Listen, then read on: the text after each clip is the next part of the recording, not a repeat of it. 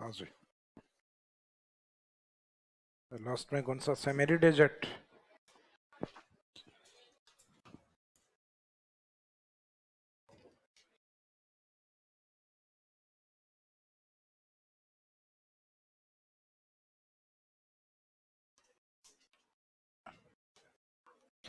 Desert वाले part में एक पार्ट अपना एरी डेजर्ट वाला जो पहले कंप्लीट किया था without sand dune.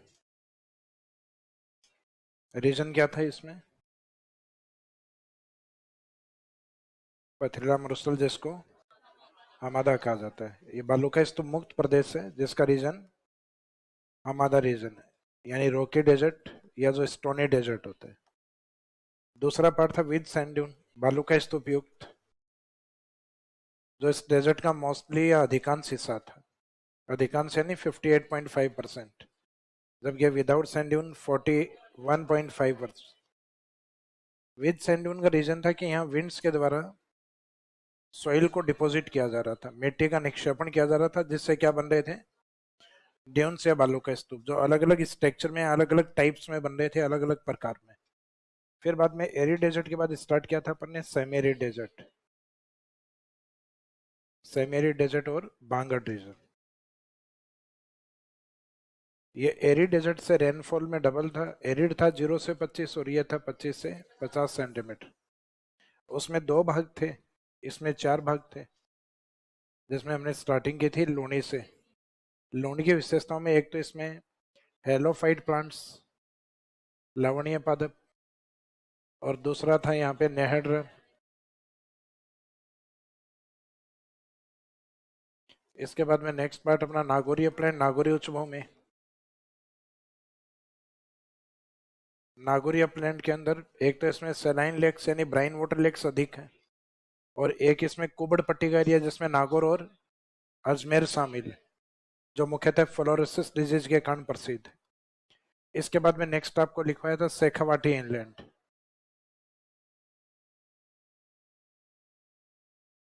Shekhawati inland drainage, जिसमें एक तो शेखावाटी वाले क्षेत्र को हमने नाम दिया था तोरावाटी, कि catchment area of Kantli river is known as Torawati, in which covered districts Sikar and Jhunjhunu. इस क्षेत्र में ग्रेजिंग लैंड या पाश्चर भूमि को, चारागाह भूमियों को नाम दिया था बीड। शेखावाटी में पानी के कच्चे कुएं जोहड़, और शेखावाटी में मानसून ड्यूरेशन में बनने वाले तालाब, तालाब सर कहलाते हैं। यहां तक लिखवा दिया था इसमें। तो अब एक लास्ट पार्ट आपका बचा है घग्गर।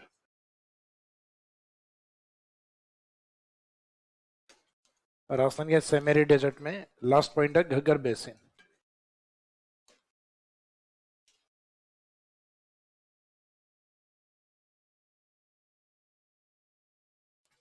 इसमें नेक्स्ट में घग्गर बेसिन। घग्गर बेसिन में जो जिले शामिल होते हैं राजस्थान के नॉर्थ वाले दोनों डिस्ट्रिक्ट जी और एच, गंगानगर और हनुमानगढ़। तो मुख्यतः घग्गर रिवर वाला जो एरिया वो इसमें काउंट होता है।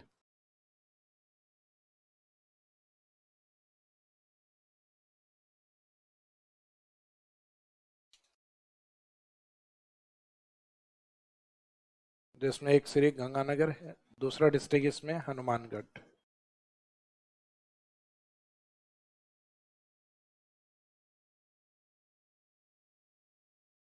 अब इस ज्योग्राफिकल एरिया में एक तो जो घग्गर नदी जिस एरिया से बहती है, गंगानगर हनुमानगढ़, उस एरिया में नदी अपने वाटर के द्वारा इरोजन प्रोसेस के द्वारा गड्ढे बनाती है। उन गड्ढों को कहा जाता है नाली, और गड्ढे के पास या जो नाली होता है उसके पास वाले हिस्से को कहते हैं किनारा। किनारा यानी पाट। तो सेम एरिया होता है जहाँ गड्ढे होंगे वो नाली वाला एरिया। जैसे अपने घर के बाहर जो ड्रेनेज सिस्टम होता है उसको हम क्या बोलते हैं? नाली बोलते हैं। नाली के पास वाला जो हिस्सा होता है वो होता है पाट या किनारा। तो घग्गर के जो कैचमेंट एरिया उसको हनुमानगढ़ में, क्योंकि कटाव हनुमानगढ़ में अधिक होता है, तो ज्योग्राफिकल एरिया को नाली या पाट कहा जाता है। हनुमानगढ़ के बाद में गंगानगर होते हुए मुख्यतः पाकिस्तान की ओर जाती है। पाकिस्तान में इसके कैचमेंट एरिया को हकरा कहा जाता है। तो हकरा कहीं ना कहीं ये उपजाऊ और अच्छा मैदानी भाग होने के कारण ये हकरा शब्द यूज हुआ है। तो पश्चिमी राजस्थान में आप देखोगे कोई भी जो काम बढ़िया तरीके से किया जाता है, कहते हैं हकरो काम करो। हकरा यानी बढ़िया तरीके से। तो उसी तरीके से उपजाऊ मैदानी भाग है, पाकिस्तान में इसका हकरा के नाम से, और हनुमानगढ़ में जहाँ कटाव या गड्ढे बनते हैं उस एरिया को क्या बोला गया है? नाली। तो नाली और पाट क्या समझ में आ गया? जैसे कांतली के कैचमेंट एरिया को हमने क्या बोला है?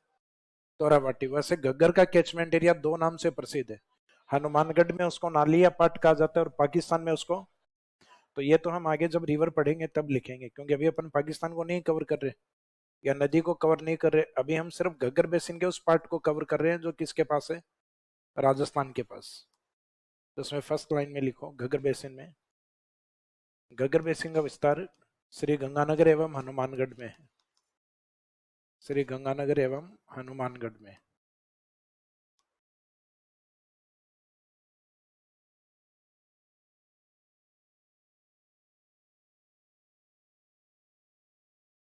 Ghaggar basin is mainly extent, Ghaggar basin is mainly extent in Sri Ganganagar and Hanumangarh. Ghaggar basin का विस्तार मुख्यतः श्री गंगानगर एवं हनुमानगढ़ में है। घग्गर बेसिन का विस्तार मुख्यतः श्री गंगानगर एवं हनुमानगढ़ में। Ghaggar basin is mainly extend in Shri Ganganagar and Hanumangarh. Next line में लिखिएगा विशेषताएं।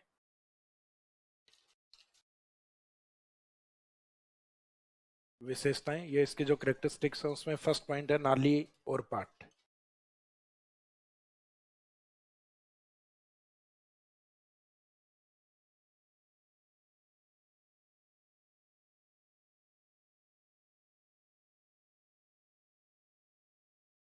विशेषताओं में नाली और पाट। इसमें लिखिए घग्गर बेसिन को हनुमानगढ़ में, घग्गर बेसिन को हनुमानगढ़ में, हनुमानगढ़ में नाली या पाट कहा जाता है। Ghaggar basin is known as या is called नाली और पाट in Hanumangarh district. Ghaggar basin is known as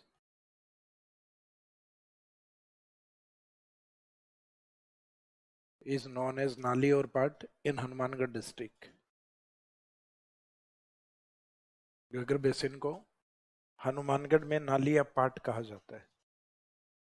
अब ये जो हनुमानगढ़ वाला जो ज्योग्राफिकल एरिया जिसको हमने नाम दिया है गड्ढों के कारण नाली, इसके पास में पाई जाने वाली एक शिप ब्रीड होती है, अपनी भेड़ की एक नस्ल होती है,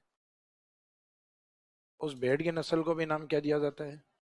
नाली कहा जाता है। तो इसी में जो आपने लिखा है कि घग्गर, घग्गर बेसिन को हनुमानगढ़ में नाली कहा जाता है, नाली या पाट कहा जाता है, उसी के जस्ट नीचे नोट में लिख दीजिएगा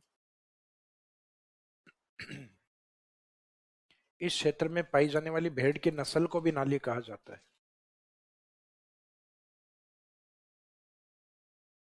ऐसे breed is also known as,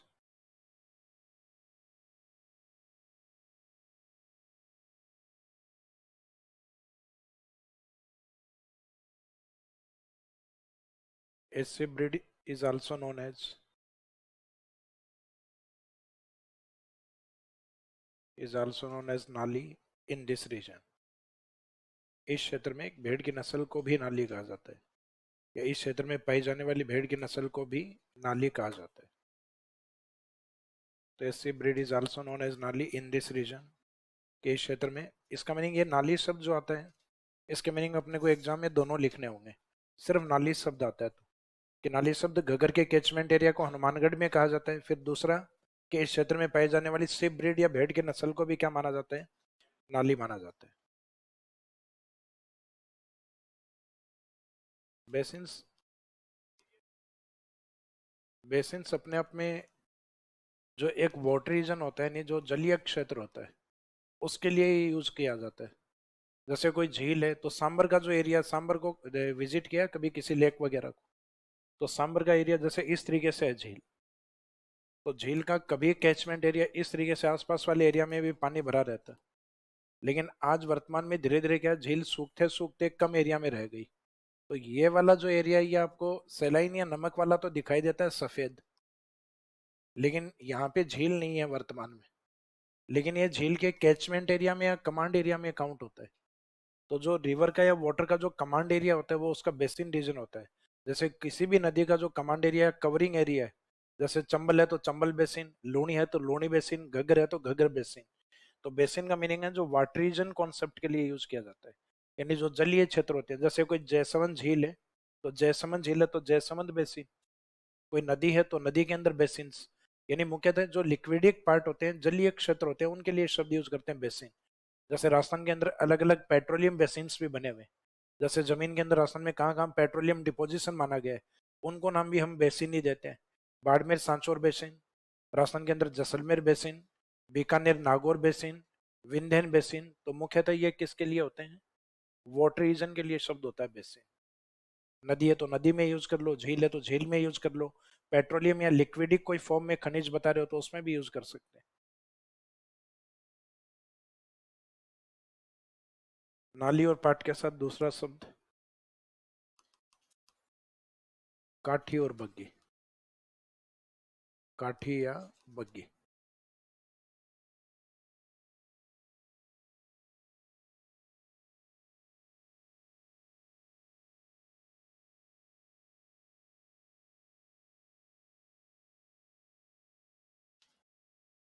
इसमें लिखे काठी या बग्गी।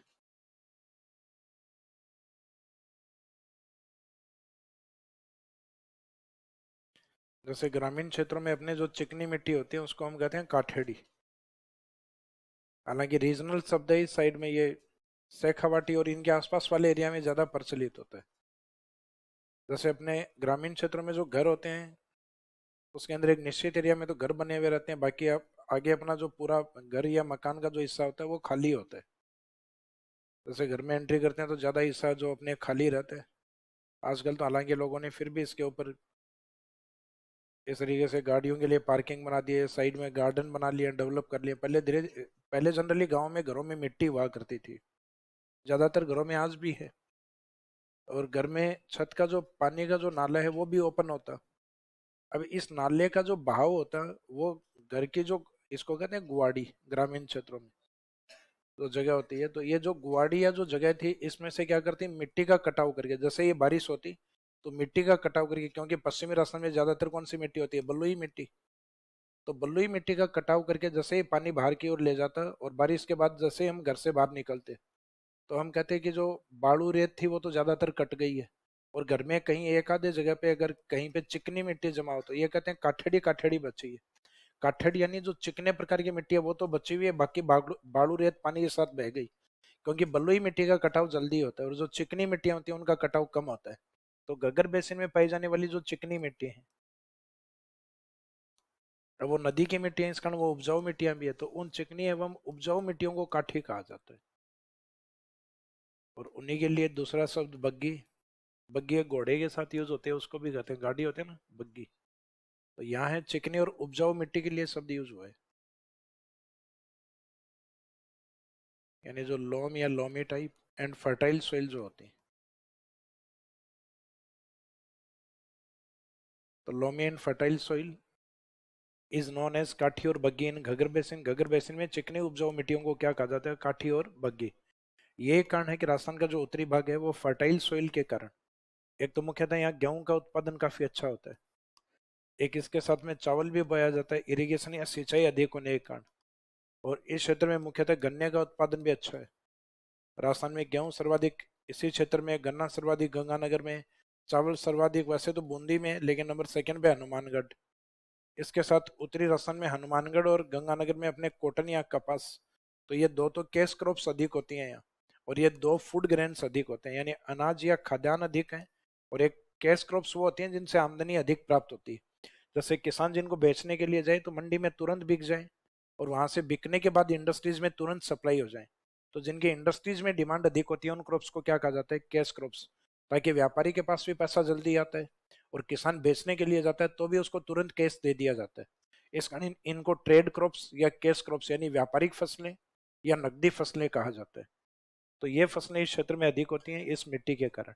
तो काठी और बग्गी क्या होती है? चिकनी और उपजाऊ मिट्टियों को कहा जाता है, जिसमें उत्पादित प्रमुख फसलें wheat, rice, sugar cane and cotton. तो इसमें लिखिएगा दूसरी विशेषता में काठी या बग्गी का मीनिंग। घग्गर बेसिन में पाई जाने वाली चिकनी एवं उपजाऊ मिट्टी को, घग्गर बेसिन में पाई जाने वाली चिकनी एवं उपजाऊ मिट्टी को काठी या बग्गी कहा जाता है।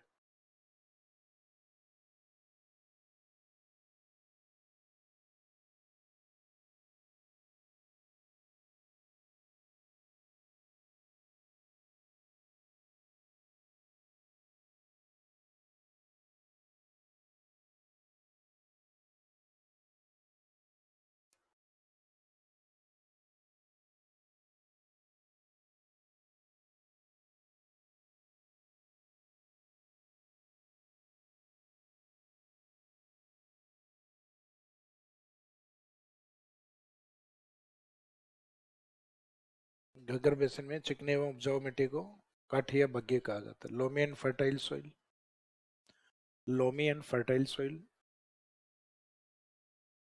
इज नोन एज काठी और बग्गी, जिसमें उत्पादित प्रमुख फसलें। Loamy and fertile soil is known as Kathi और बग्गी in which produced major crops, जिसमें उत्पादित प्रमुख फसलें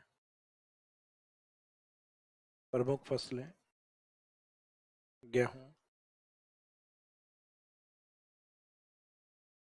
चावल, in which produced major crops wheat, rice, गेहूं, चावल, गन्ना एवं कपास।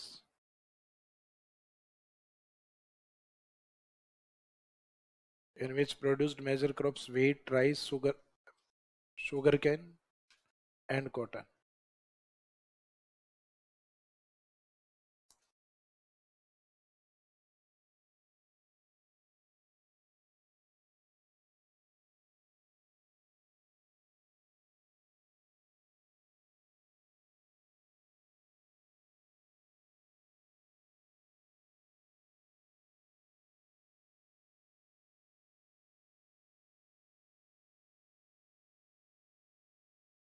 राशन में 33 सागरी किसी का क्वेश्चन है वे सर्किट, राशन में 33 सागरी क्या एविडेंस या इसके क्या प्रमाण है?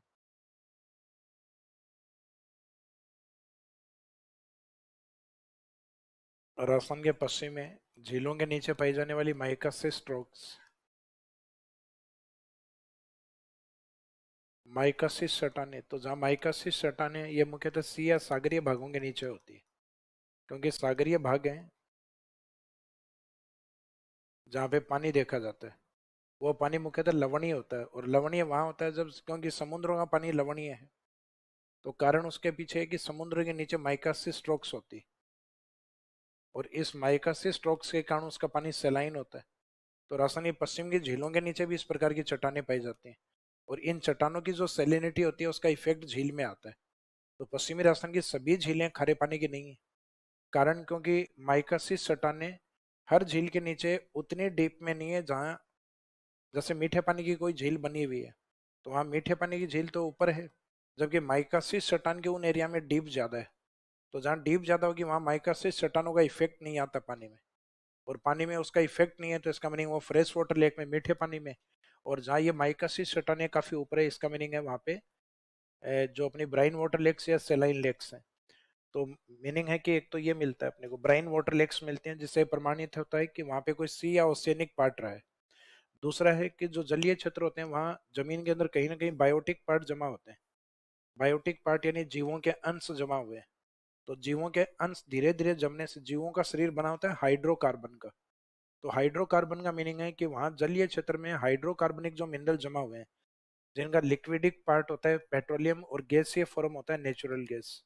जहाँ से ये खनिज निकलते हैं पेट्रोलियम और नेचुरल गैस, तो तय है कि वो कोई ना कोई जलीय क्षेत्र रहा है।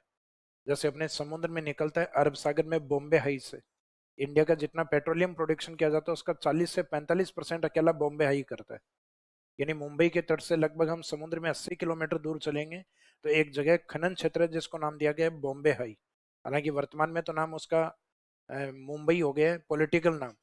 उस प्रोडक्शन एरिया का नाम तो आज भी वो पुराने वाला ही है। मुंबई का पुराना नाम क्या था? बॉम्बे, तो वही नाम रखा हुआ है उसका। खनन क्षेत्र का तो नाम भी आज भी बॉम्बे हाई के नाम से ही। तो भारत में बॉम्बे हाई किसके उत्पादन के लिए प्रसिद्ध है? पेट्रोलियम।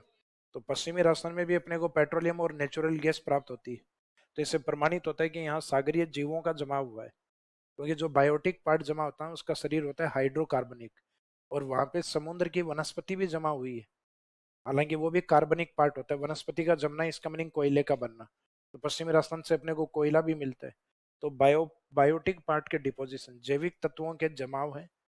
अब उसमें से कुछ स्टोन के पार्ट हैं जो अपने को प्राप्त हुए हैं जुरासिक काल की, जो जीवों के प्रमाण जो आगे हम लिखेंगे आकलवुड फॉसिल पार्क में। तो एक इस बायोटिक पार्ट के डिपोजिशन के कारण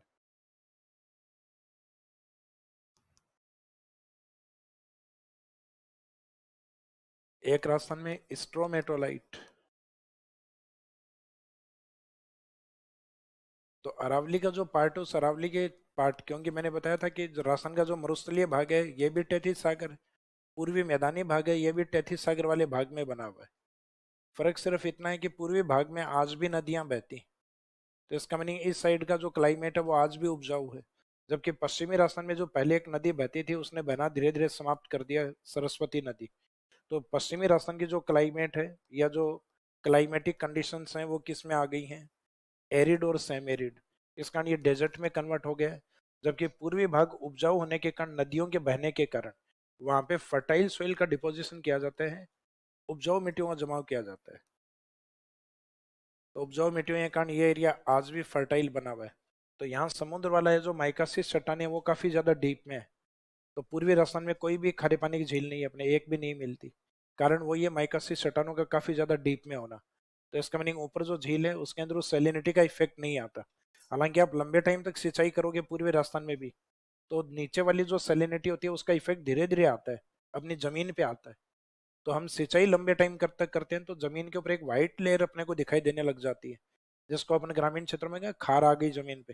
तो वो सैलिनिटी इसीलिए आती है क्योंकि ये और ये वाले जो भाग हैं ये हमारे कहीं ना कहीं समुद्र के हिस्से रहे हुए हैं। तो खेतों के अंदर खार का आना इस बात का प्रमाण है, यानी माइकासिस चट्टानों का। हालांकि वो तो वही प्रमाण हो गया। स्ट्रोमेटोलाइट क्या होता है, समुद्री भाग में जो शैवाल होते हैं, नील हरित शैवाल का नाम सुना होगा, ब्लू ग्रीन एल्गी। तो नील हरित शैवाल जो होते हैं वो लंबे टाइम तक एक जगह जमते रहते हैं, पानी वाले एरिया में ज्यादा होते हैं। तो उदयपुर और चित्तौड़गढ़ के आसपास इस प्रकार के चट्टानों के प्रमाण मिले हैं जो नील हरित शैवालों से बनी हुई है इस तरीके से। तो ये चट्टाने नील हरित शैवालों से लगभग 2-2 3-3 मीटर ऊंची चट्टाने, जिनको बढ़ने में करोड़ों वर्ष लगते हैं, लेकिन ये बनते पानी वाले समुद्री जलीय क्षेत्र में बनती है। इनको कहा जाता है स्ट्रेमेटोलाइट रॉक्स या साइनोबैक्टीरिया के द्वारा। साइनोबैक्टीरिया यानी नील हरित शैवाल, ब्लू ग्रीन एल्गी से बनी हुई चट्टाने। ये प्रमाण कुछ इस तरीके के होते हैं।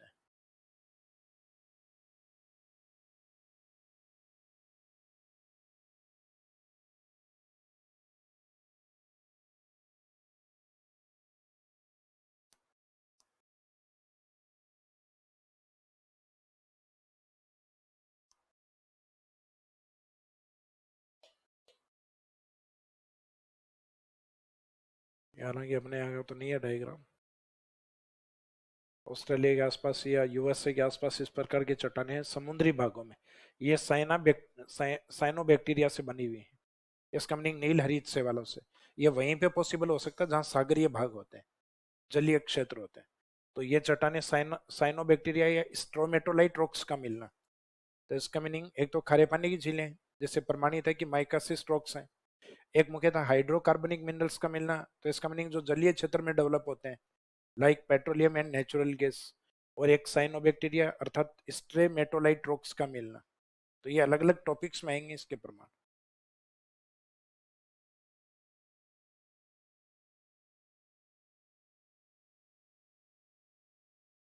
तो ये गगर बेसिन समझ में आ गया।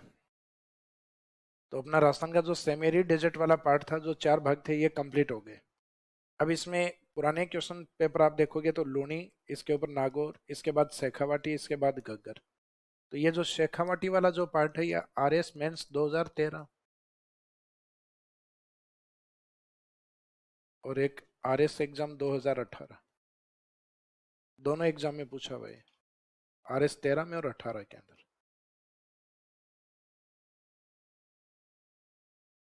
तो आर एस 18 के एग्जाम में शेखावाटी वाला जो पार्ट है इसमें पूछा गया था इसकी भौगोलिक विशेषताएं बताइए। तो इसमें कोई भी ज्योग्राफिकल एरिया, अभी तो अपन किस में पढ़ रहे हैं, इसकी हेडिंग पढ़ रहे हैं, यानी सेमेरी डेजर्ट को कवर कर रहे हैं अपन, अर्ध शुष्क मरुस्थल को। इंडिविजुअल अगर आपसे पूछ लिया जाए, जैसे शेखावाटी पूछ लिया, तो सबसे पहले इंट्रोडक्शन यहाँ से देना है कि Shekhawati inland drainage is the part of semiarid desert. Shekhawati अंतः प्रवाह क्षेत्र अर्ध शुष्क मरुस्थल का हिस्सा है, which is extend in Churu, Sikar and Jhunjhunu. फिर बाद में लिखना है चूरू, सीकर, झुंझुनू में ये विस्तृत है।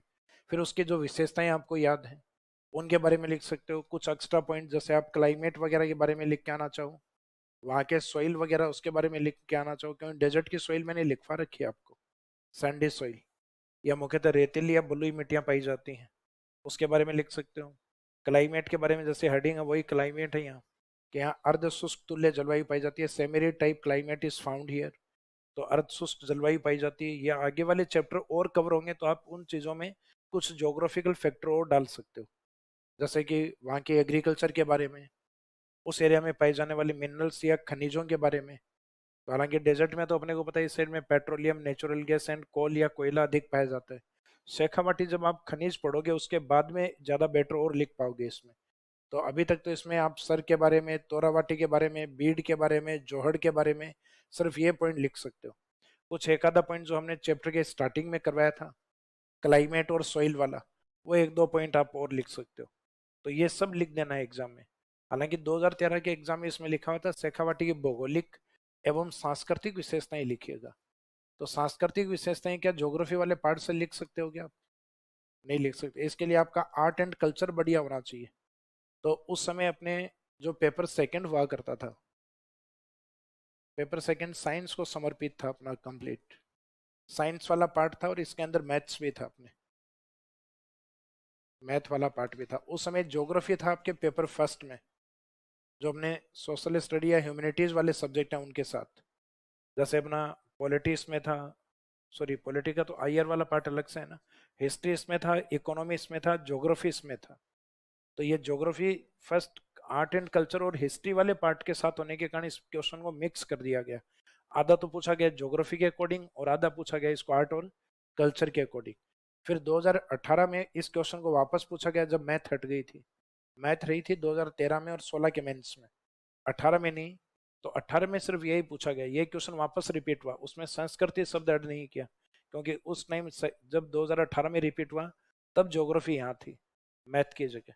क्योंकि फर्स्ट वाली ह्यूमैनिटीज वाले सब्जेक्ट में एक ही सब्जेक्ट ऐसा था जिसको आप साइंस में भी काउंट कर सकते हो और आर्ट्स में भी काउंट कर सकते हो। ज्योग्राफी में दोनों डिग्री मिलती है अपने को, एमए और एमएससी।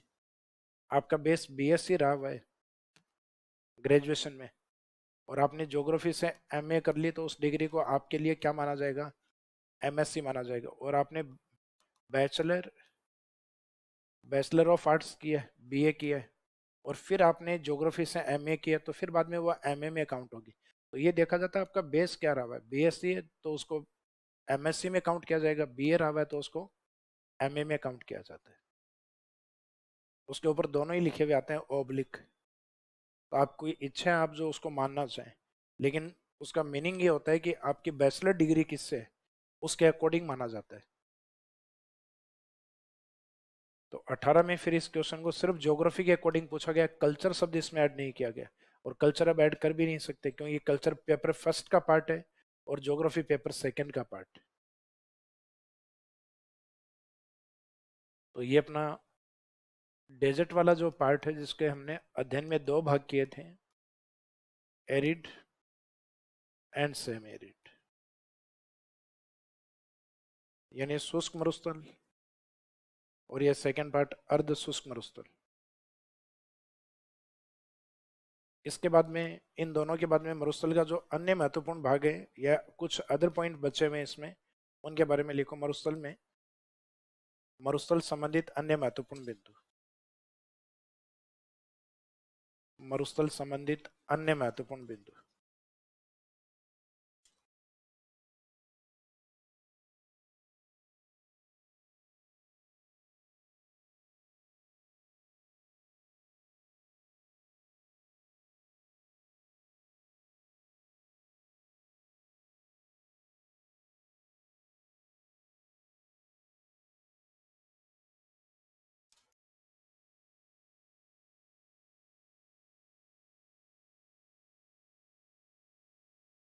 इसमें लिखे desert related other important facts, मरुस्थल संबंधित अन्य महत्वपूर्ण बिंदु।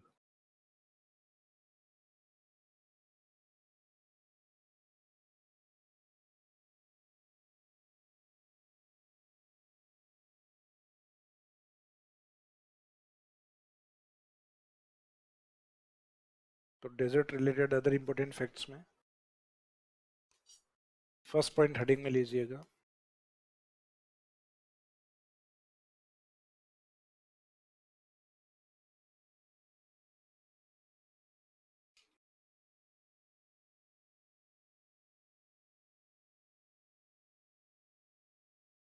फर्स्ट पॉइंट है पलाया झील एवं खड़ीन झील।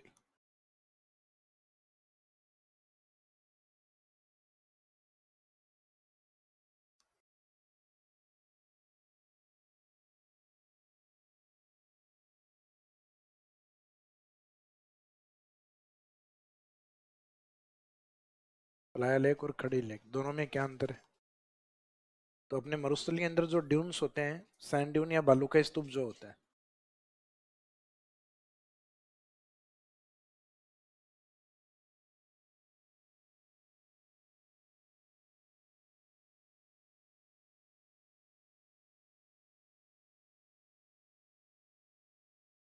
इन बालू का स्तूपों में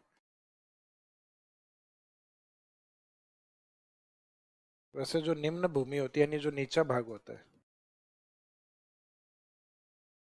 जो बॉटम पार्ट या नीचा भाग होता है, इसको कहा जाता है तली। ये इस तली शब्द के लिए अपन प्लाया शब्द भी यूज करते हैं। इसको प्लाया लैंड या तली, मरुस्थल का जो ऊंचा उठा हुआ भाग होता है, ये वाला पार्ट, डेजर्ट के ऊंचे उठे हुए भागों को, अपलैंड पार्ट ऑफ डेजर्ट को थली कहा जाता है।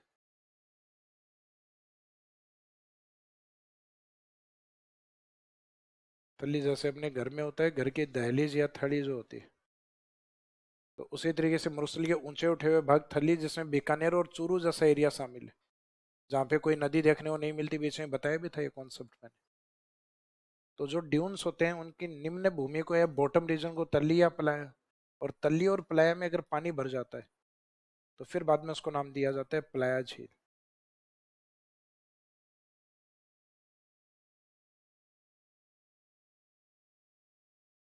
जैसे फॉर एग्जाम्पल जो अपने वोल्केनो माउथ होता है, यानी ज्वालामुखी का जो मुख होता है, इस ज्वालामुखी मुख से बाहर की ओर क्या निकलता है? लावा निकलता है। इस ज्वालामुखी मुख को नाम दिया जाता है क्रेटर। और जब ज्वालामुखी से निकलने वाला जो पृथ्वी के आंतरिक भाग में जो मैग्मा है, इस मैग्मा को ही बाहर अपन क्या बोलते हैं? लावा। तो ये मैग्मा जब निकलना समाप्त हो जाए, या जमीन के अंदर मैग्मा चैम्बर में समाप्त हो जाए, चैम्बर यानी जहाँ वो इकट्ठा है, वहां से अगर वो समाप्त हो जाए तो लावा उद्गारित होना बंद हो जाता है। तो ज्वालामुखी का ये जो छिद्र होता है, इसको नाम क्रेटर दिया जाता है। और इस क्रेटर में फिर धीरे धीरे या तो जमीन के अंदर से या ऊपर से पानी इकट्ठा हो जाएगा, फिर उसको नाम देंगे क्रेटर लेक। तो इसका meaning, mouth of volcano is known as crater, ज्वालामुखी मुख को क्रेटर कहा जाता है और उसमें बनने वाली झील को क्रेटर झील। तो वैसे ड्यून्स के बीच वाले हिस्से को कहते हैं तली या प्लाया, और उस प्लाया में जैसे ही पानी भर जाता है तो उसको उसको प्लाया झील कहा जाता है। तो इसका नहीं है, मरुस्थलीय क्षेत्र में बालू के स्तूपों के मध्य स्थित निम्न भूमि को या नीचे भाग को, bottom region which is situated between sand dunes is known as tali और प्लाया, और temporary lakes is known as playa. जो अस्थायी पानी की झीलें होती हैं डेजर्ट में, उनको प्लाया कहा जाता है। तो temporary lakes in desert region is known as playa lake. और मरुस्थलीय क्षेत्र में जहाँ थोड़ा चट्टानी भाग होता है, उस चट्टानी भाग पर पानी को रोका गया हो, और ये रोकने का काम पाली से गए ब्राह्मणों ने किया था। यह वाटर कंजर्वेशन की एक टेक्निक होती है, जल को संग्रहित या संरक्षित करने की टेक्निक। और पालीवाल ब्राह्मणों की इन झीलों को नाम क्या दिया गया है? खड़ीन झीलें। ये इस बार आरएस प्रीलिम्स में पूछा भी गया था।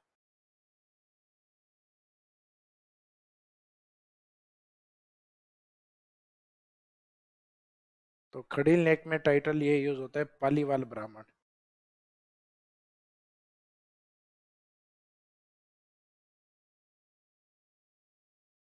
पालीवाल ब्राह्मण, जिनको कहा जाता है कि पहले ये पालीवाल ब्राह्मण मुख्यतः अनाज के व्यापारी थे, इस साइड में पाली से और पश्चिमी राजस्थान की ओर ये अनाज का व्यापार करके आते।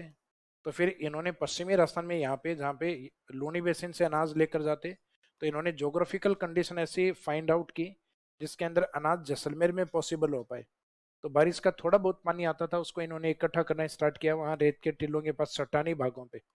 और जहाँ मिट्टी वाला एरिया था उसके आगे इन्होंने कृषि की, उस कृषि को नाम दिया गया खड़ीन कृषि।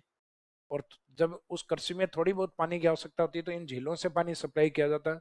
इन लेक्स को नाम क्या दिया गया? खड़ीन लेक्स। तो पालीवाल ब्राह्मणों के द्वारा की जाने वाली कृषि को खड़ीन कृषि या खड़ीन एग्रीकल्चर, और उनके द्वारा बनाई गई लेक्स को क्या नाम दिया गया? तो खड़ीन मुख्यतः पालीवाल रेफरेंस के साथ ही आती। तो पालीवाल शब्द आ गया, या तो फिर एग्रीकल्चर पूछेंगे या फिर लेक्स पूछेंगे। जैसे इस बार पूछा गया था पश्चिमी राजस्थान में पालीवाल ब्राह्मणों के द्वारा निर्मित वाटर कंजर्वेशन टेक्निक को क्या कहा जाता है? तो आंसर था खड़ीन लेक्स कहा जाता है। तो ये क्वेश्चन में ये होना चाहिए पालीवाल ब्राह्मण, पाली वाले ब्राह्मण जो पाली से यहाँ शिफ्ट हुए थे।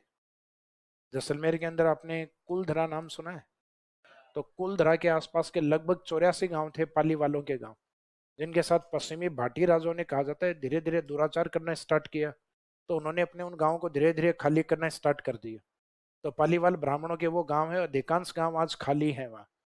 तो उन खाली गांवों के लिए हमने, हमारे स्टेट गवर्नमेंट ने कई बार सेंट्रल गवर्नमेंट को लिखा भी है, क्योंकि वर्तमान में वहाँ मिनरल्स मिल रहे हैं, अपने सोलर एनर्जी, विंड एनर्जी के प्लांट लगाए जा रहे हैं। तो कुछ लोगों ने वहाँ पे इलीगल तरीके से जमीनों को हथियाना स्टार्ट कर दिया, यानी अपने नाम करवाना स्टार्ट कर दिया। जबकि वो पाली वाले गांवों के नाम से प्रसिद्ध हैं कुलधरा के आसपास, जिसमें कुछ गांव तो ऐसे डरावने माने जाते हैं, जिसमें कहा जाता है कि नरसंहार करवाया गया था, कटवा दिया गया था, यहाँ तक कि वहाँ के जीवों को, इंसानों को, बच्चों को, सबको। तो वहाँ की कहानियां लगभग वैसे ही डरावनी है जैसे अलवर के भूत बानगढ़ की। तो कुलधरा के अंदर भी रात को स्टे नहीं किया करने दिया जाता है किसी को। कुलधरा के जो खंडर बने हुए हैं ना पुराने, उनके अंदर ऐसी भूतिया जगह हर जगह। अपने गांव में नहीं होता कोई पुराना खंडर होता है तो कहते हैं रात को इधर से नहीं निकलना है। बाकी इंसान से बड़ा भूत कोई नहीं है वर्तमान में। तो ये लिखिए, इसमें डायग्राम बनाइए, इनकी डेफिनेशन बाद में लिखते हैं।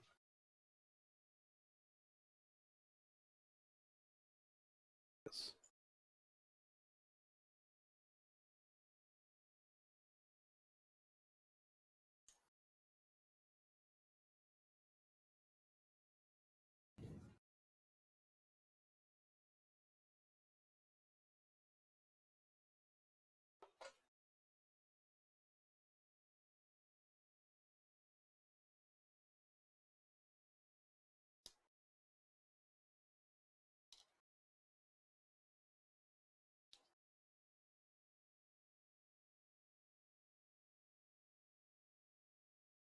Thank you.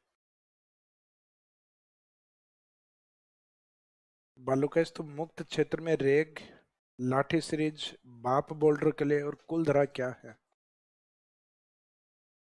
तो रेग तो मैंने बताया था, आपको याद हो तो बताओ क्या बताया था।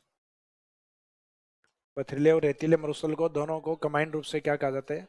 रेग कहा जाता है। तो वो आप वर्ल्ड ज्योग्राफी पढ़ोगे तब आएंगे तीनों कॉन्सेप्ट।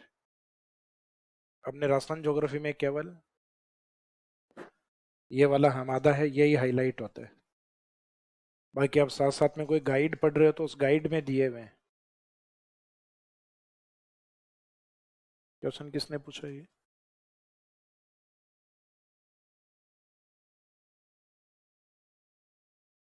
रेग, लाठी सीरीज, बाप बॉर्डर के लिए, कुलधरा गांव क्या है ये भी मैंने बता दिया आपको, कुलधरा क्या है।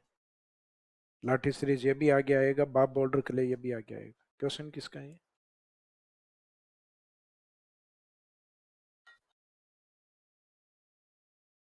जहां से आइए वहां जाने दो वापस।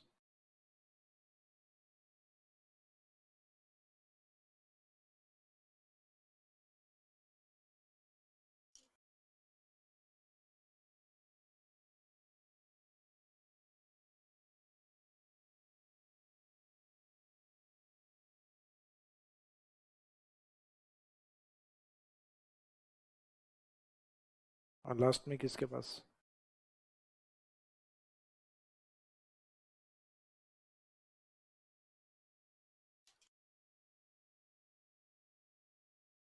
आपके पास आई थी चिट्ठी? आपके पास यहीं से आई है चिट्ठी?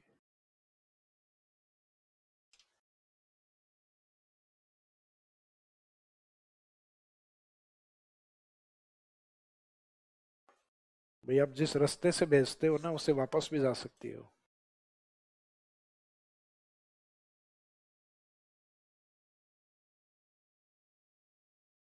मैं दिखता बोला हूँ, सातिर आदमी हूँ मैं।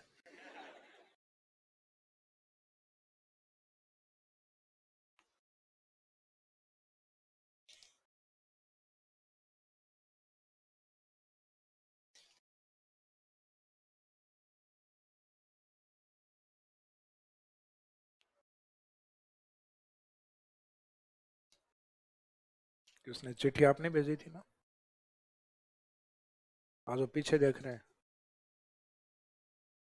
हाँ, किसने भेजी?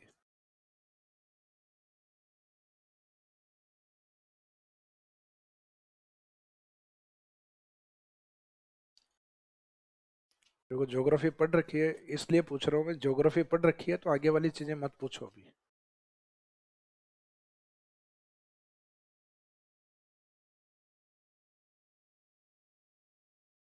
क्योंकि कई बार अपने सब्जेक्ट होता है ना खुद का। ज्योग्राफी सब्जेक्ट किस किस के आप में से? सब्जेक्ट वाले स्टूडेंट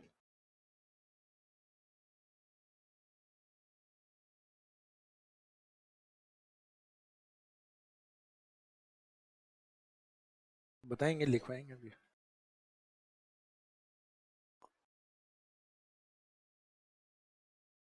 हाँ जी। अब इसमें ये प्लायज, ये लिखने से पहले अपन प्लाय के डेफिनेशन लिखेंगे, क्योंकि प्लाय और थली एक दूसरे के अपोजिट होते हैं। ये होता है ड्यून्स के बीच में जो बॉटम रीजन होता है, नीचा भाग होता है।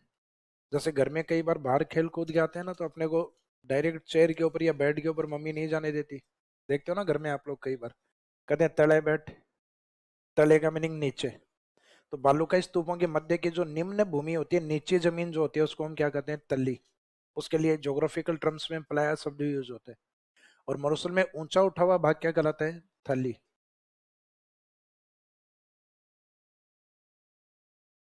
प्लाया और तली, प्लाया में, प्लाया तो ऊपर लिखा हुआ है वही है। बाकी तल्ली शब्द में एग्जाम में हो सकता है आपको तल्ली का मतलब टल्ली ज्यादा पढ़ो, तो टल्ली मत पढ़ना, तल्ली है ये। टल्ली वो होता है जो शाम के 8 बजे बाद होते हैं कई।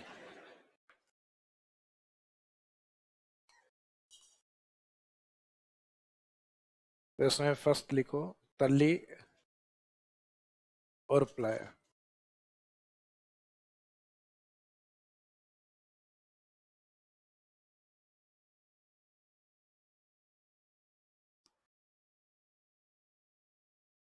जो अपने सैंड ड्यून्स होते हैं उनके बीच का नीचा भाग होता है, वो होता है।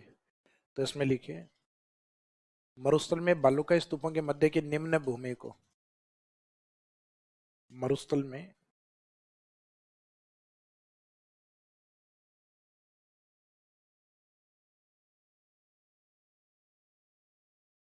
मरुस्थल में बालूकाई स्तूपों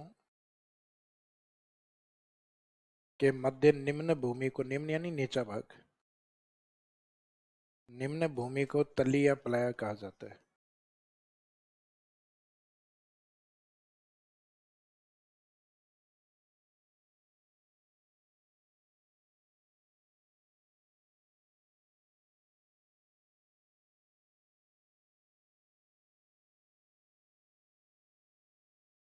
इसमें लिखिए बॉटम रीजन,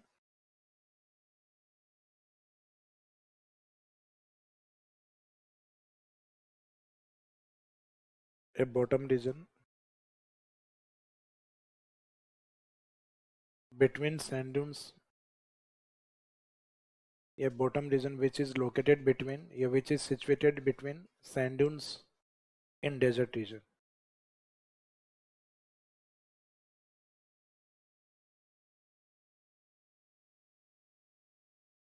मरुस्थल में बालू का स्तूपों के मध्य निम्न भूमि को तल्ली या प्लाया कहा जाता है। A bottom region which is situated between sand dunes in desert region is known as, या इज कॉल्ड, तल्ली और प्लाया। तल्ली और प्लाया की कंडीशंस वहां अधिक होती हैं जहां ड्यून्स अधिक होते हैं। और ड्यून्स सबसे ज्यादा किस जिले में? जैसलमेर में। तो राजस्थान में तल्ली और प्लाया कहाँ पाई जाती हैं? तो इसमें लिखेगा जैसलमेर। नेक्स्ट लाइन में लिख दो तल्ली और playa are mostly found in Jaisalmer. तल्ली एवं प्लाया सर्वाधिक जैसलमेर में पाई जाती हैं। तल्ली एवं प्लाया सर्वाधिक जैसलमेर में पाई जाती हैं।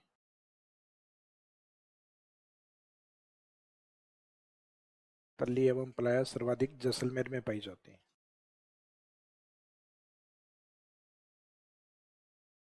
तल्ली और प्लाया के बाद में तल्ली का अपोजिट क्या होता है? थली होता है। Upland part of desert is known as Thali. यानी मरुस्थल के ऊंचे उठे हुए भाग को थली कहा जाता है। और डेजर्ट ऊंचा वहां उठता है जहां डेजर्टिफिकेशन अधिक होता है। जैसे फॉर एग्जाम्पल पश्चिमी राजस्थान का जो मरुस्थल है वहां की जो मिट्टी है वो धीरे धीरे जिस एरिया में ज्यादा शिफ्ट होती है बीकानेर और चूरू की ओर, किसके कारण? बरखान के कारण।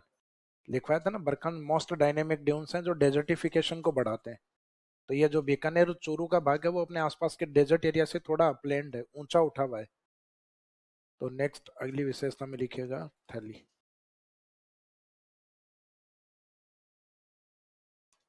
थैली में लिखो मरुस्थल के ऊंचे उठे हुए भाग को upland part of desert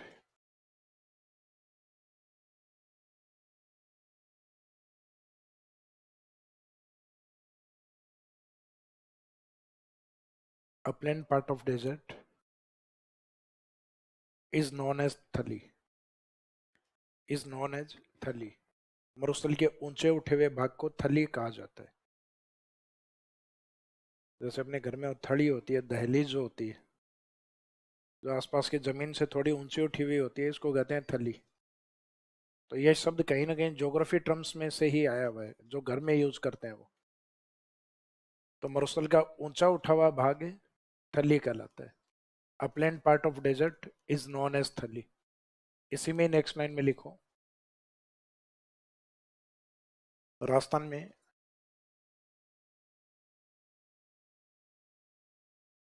Rajasthan में बीकानेर एवं चूरू थली प्रदेश में शामिल। In Rajasthan state Bikaner and Churu are the part of Thali region. Rajasthan में बीकानेर एवं चूरू थली प्रदेश में शामिल हैं, जहां कोई नदी नहीं पाई जाती।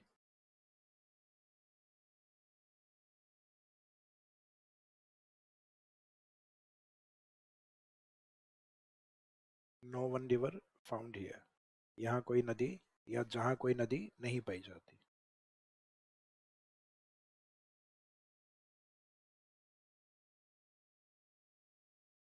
तो इसका मीनिंग जो अपलैंड एरिया होता है वहां ड्रेनेज सिस्टम कभी एक्टिव ही नहीं होता है, क्योंकि नदियां हमेशा ढाल वाले क्षेत्र की ओर बहती हैं, ऊंचाई की तरफ नहीं।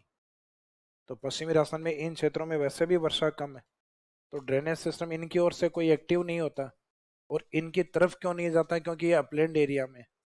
तो राजस्थान में आगे हम ज्योग्राफी में पढ़ेंगे कि बीकानेर चूरू बिना नदी वाले जिले हैं। तो बिना नदी वाले क्यों है, रीजन समझ में आ गया? थली प्रदेश के कारण। क्योंकि उत्तर से आने वाली जो घग्गर होती है वो ये हाइट वाला एरिया होने के कारण ये पाकिस्तान की ओर डाइवर्ट हो जाती है इधर। और इधर जो शेखावाटी खंडेला की पहाड़ियों से निकलती है वो सीकर झुंझुनू होती हुई चूरू के बॉर्डर पे समाप्त हो जाती है, चूरू में एंट्री नहीं कर पाती। कहीं चूरू अपलैंड पार्ट में आता है, डेजर्ट के ऊंचे उठे हुए भाग में। अब ऊंचे उठे हुए भाग का मीनिंग भी ये नहीं है कि आप चूरू की सीमा पे जाओ और चूरू आपको ऊपर दिखाई देगा और आप ये कोई सीढ़ियां डालो जरा ऊपर चढ़े। तो इसका मीनिंग इसमें सैकड़ों किलोमीटर आप चलते हो तो धीरे धीरे हाइट अपने आप बढ़ती जाती है और पता ही नहीं चलता अपने को। जैसे आप यहाँ से जयपुर से और हिमालय की ओर जाते हो तो हिमालय के जैसे आप शिवालिक वगैरह लघु हिमालय पे आप जाओगे तो आप लगभग हजारों किलोमीटर दूरियां तय कर चुके हो।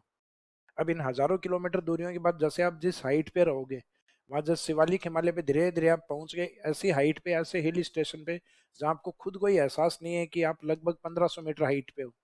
यानी राजस्थान के गुरु शिखर के आसपास तो वैसे ही पहुंच गए हो आप, लेकिन राजस्थान में गुरु शिखर पे चढ़ते हुए पता लगता है। क्यों? क्योंकि आप यहाँ पे 200-300 मीटर एवरेज हाइट से स्टार्ट करते हो और फिर बाद में जो चोटी होती है ये अपने को दिखाई देती है। और वहां की तो ये स्टार्टिंग है हिमालय की। तो इसका मीनिंग वहां के तो यूं लगता है आप धरातल पे खड़े हो, लेकिन आप समुद्र तल से कितनी हाइट पर खड़े हो? कम से कम 1500 से 2000 मीटर की हाइट पे खड़े रहते हो। तो धरातल देखने पे तो धरती कभी गोल थोड़ी ना दिखाई देती है, चपटी दिखाई देती है अपने को। अपने को तो यूं लग रहा है जैसे धरातल चल रहा है, एज इट इज यूं ही चलता होगा। एक गोला गोल है। एक गोला पूरा गोल भी नहीं है, ऊपर नीचे से चपटा है, जिसको हम कहते हैं ना जियोड टाइप। कि पृथ्वी कैसी है? तो पृथ्वी जियोड है। वैसे इसकी तुलना एक फ्रूट से करें तो ऑरेंज जैसी मानी जाती है। बाकी जियोड का शाब्दिक मीनिंग है पृथ्वी जैसा। जैसे फॉर एग्जाम्पल कोई व्यक्ति है वो अपने जैसा ही हो सकता है। क्या नाम है? निखिल। निखिल कैसा है? निखिल निखिल जैसा है। पृथ्वी कैसी है? पृथ्वी पृथ्वी जैसी है। मैं कैसा हूं? मैं मेरे जैसा हूं। तो इसका मीनिंग है पृथ्वी पृथ्वी या जियोड टाइप।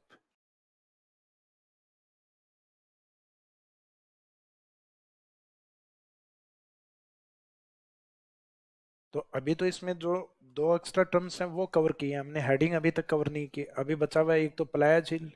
तो मरुस्थल में जो अस्थायी झीलें बनती है, अस्थायी शब्द अपन इसलिए यूज कर रहे हैं क्योंकि डेजर्ट एरिया में बारिश का पानी सीमित होता है और उसमें कुछ समय के लिए झील बनती है फिर सूख जाती है वो। तो इसका नहीं, टेम्परेरी लेक्स के रूप में होती हैं। तो मरुस्थल में अस्थायी पानी की झीलों को क्या कहा जाता है? प्लाया झीलें। तो इसी में नेक्स्ट अगली हेडिंग लिखो, प्लाया लेक, प्लाया झील।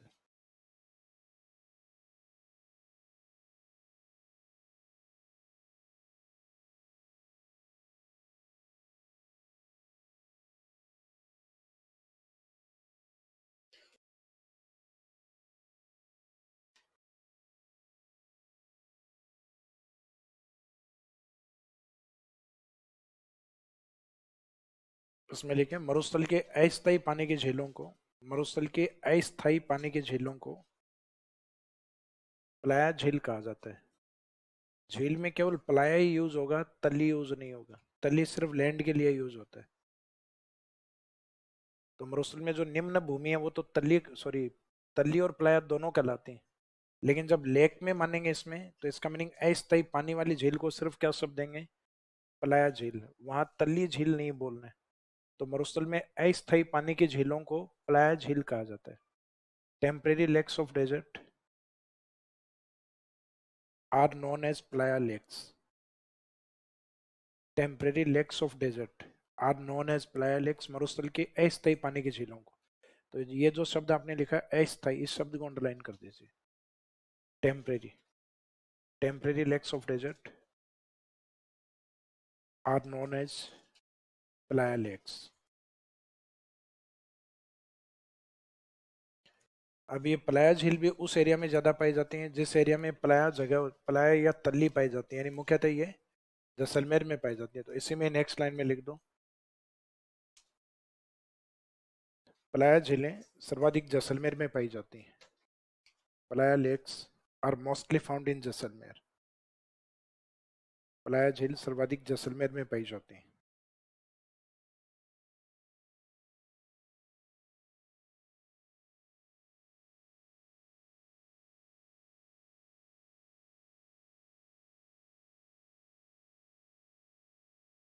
प्लाया झील सर्वाधिक जैसलमेर में पाई जाती है। एक क्वेश्चन पूछा कि सर सबसे स्थिर बालू का स्तूप कौन सा है? तो वो बालू का स्तूप जो अपने राइट एंगल बैरियर आने के बाद जो बनता है, यानी ऐसा बालू का स्तूप जिसके समकोण पे अवरोध आने के बाद जो बनता है, जैसे मिट्टी का जमाव राइट एंगल पे होता है, तो इन ड्यून्स को हम क्या बोलते हैं? इनको इनको कहा जाता है अनुप्रस्थ बालू का स्तूप।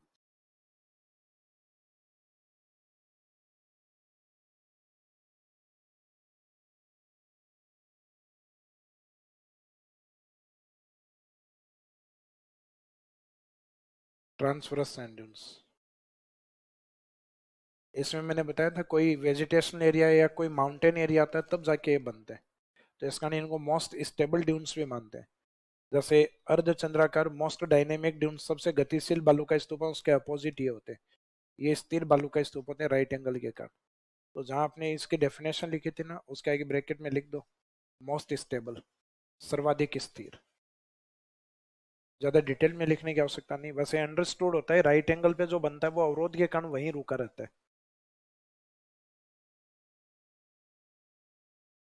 बालू का स्तूप में सेकंड जो लिखवाया है वो है ये, यहाँ से जस्ट 2 या 3 पेज पहले, इसी चैप्टर में।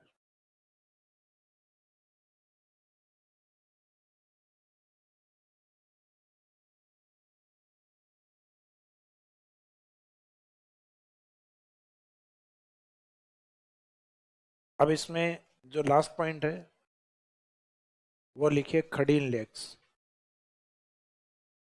यस। कौन सा? नेटवर्क जहाँ ड्यून्स अधिक होते हैं वहाँ। कनेक्टिविटी कहाँ पे ज्यादा होगी? जहाँ पे नंबर ऑफ ड्यून्स अधिक होंगे। जैसे जैसलमेर, वेस्टर्न साइड में, जैसलमेर में, बीकानेर में, जोधपुर में, जहाँ डेजर्ट कंडीशन अधिक है और नंबर ऑफ ड्यून्स जहाँ अधिक, तो वहाँ उनकी कनेक्टिविटी ज्यादा होती है। तो इसमें खड़ीन लेक्स वाले में लिखेगा पश्चिमी राजस्थान में पालीवाल ब्राह्मणों के द्वारा निर्मित झीलें, पश्चिमी राजस्थान में पालीवाल ब्राह्मणों के द्वारा निर्मित झीलें खड़ीन झील कहलाती हैं।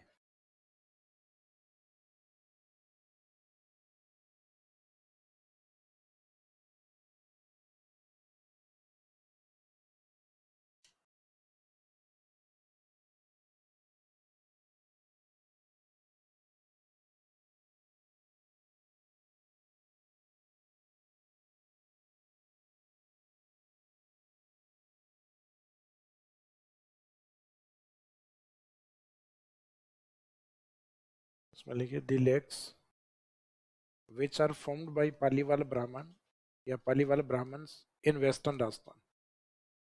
पश्चिमी राजस्थान में पालीवाल ब्राह्मणों के द्वारा निर्मित झीलों को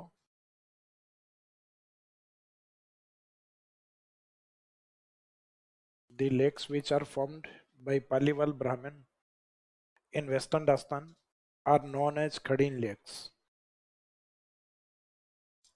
which are formed by Paliwal Brahmins in western Rajasthan are known as Khadin lakes.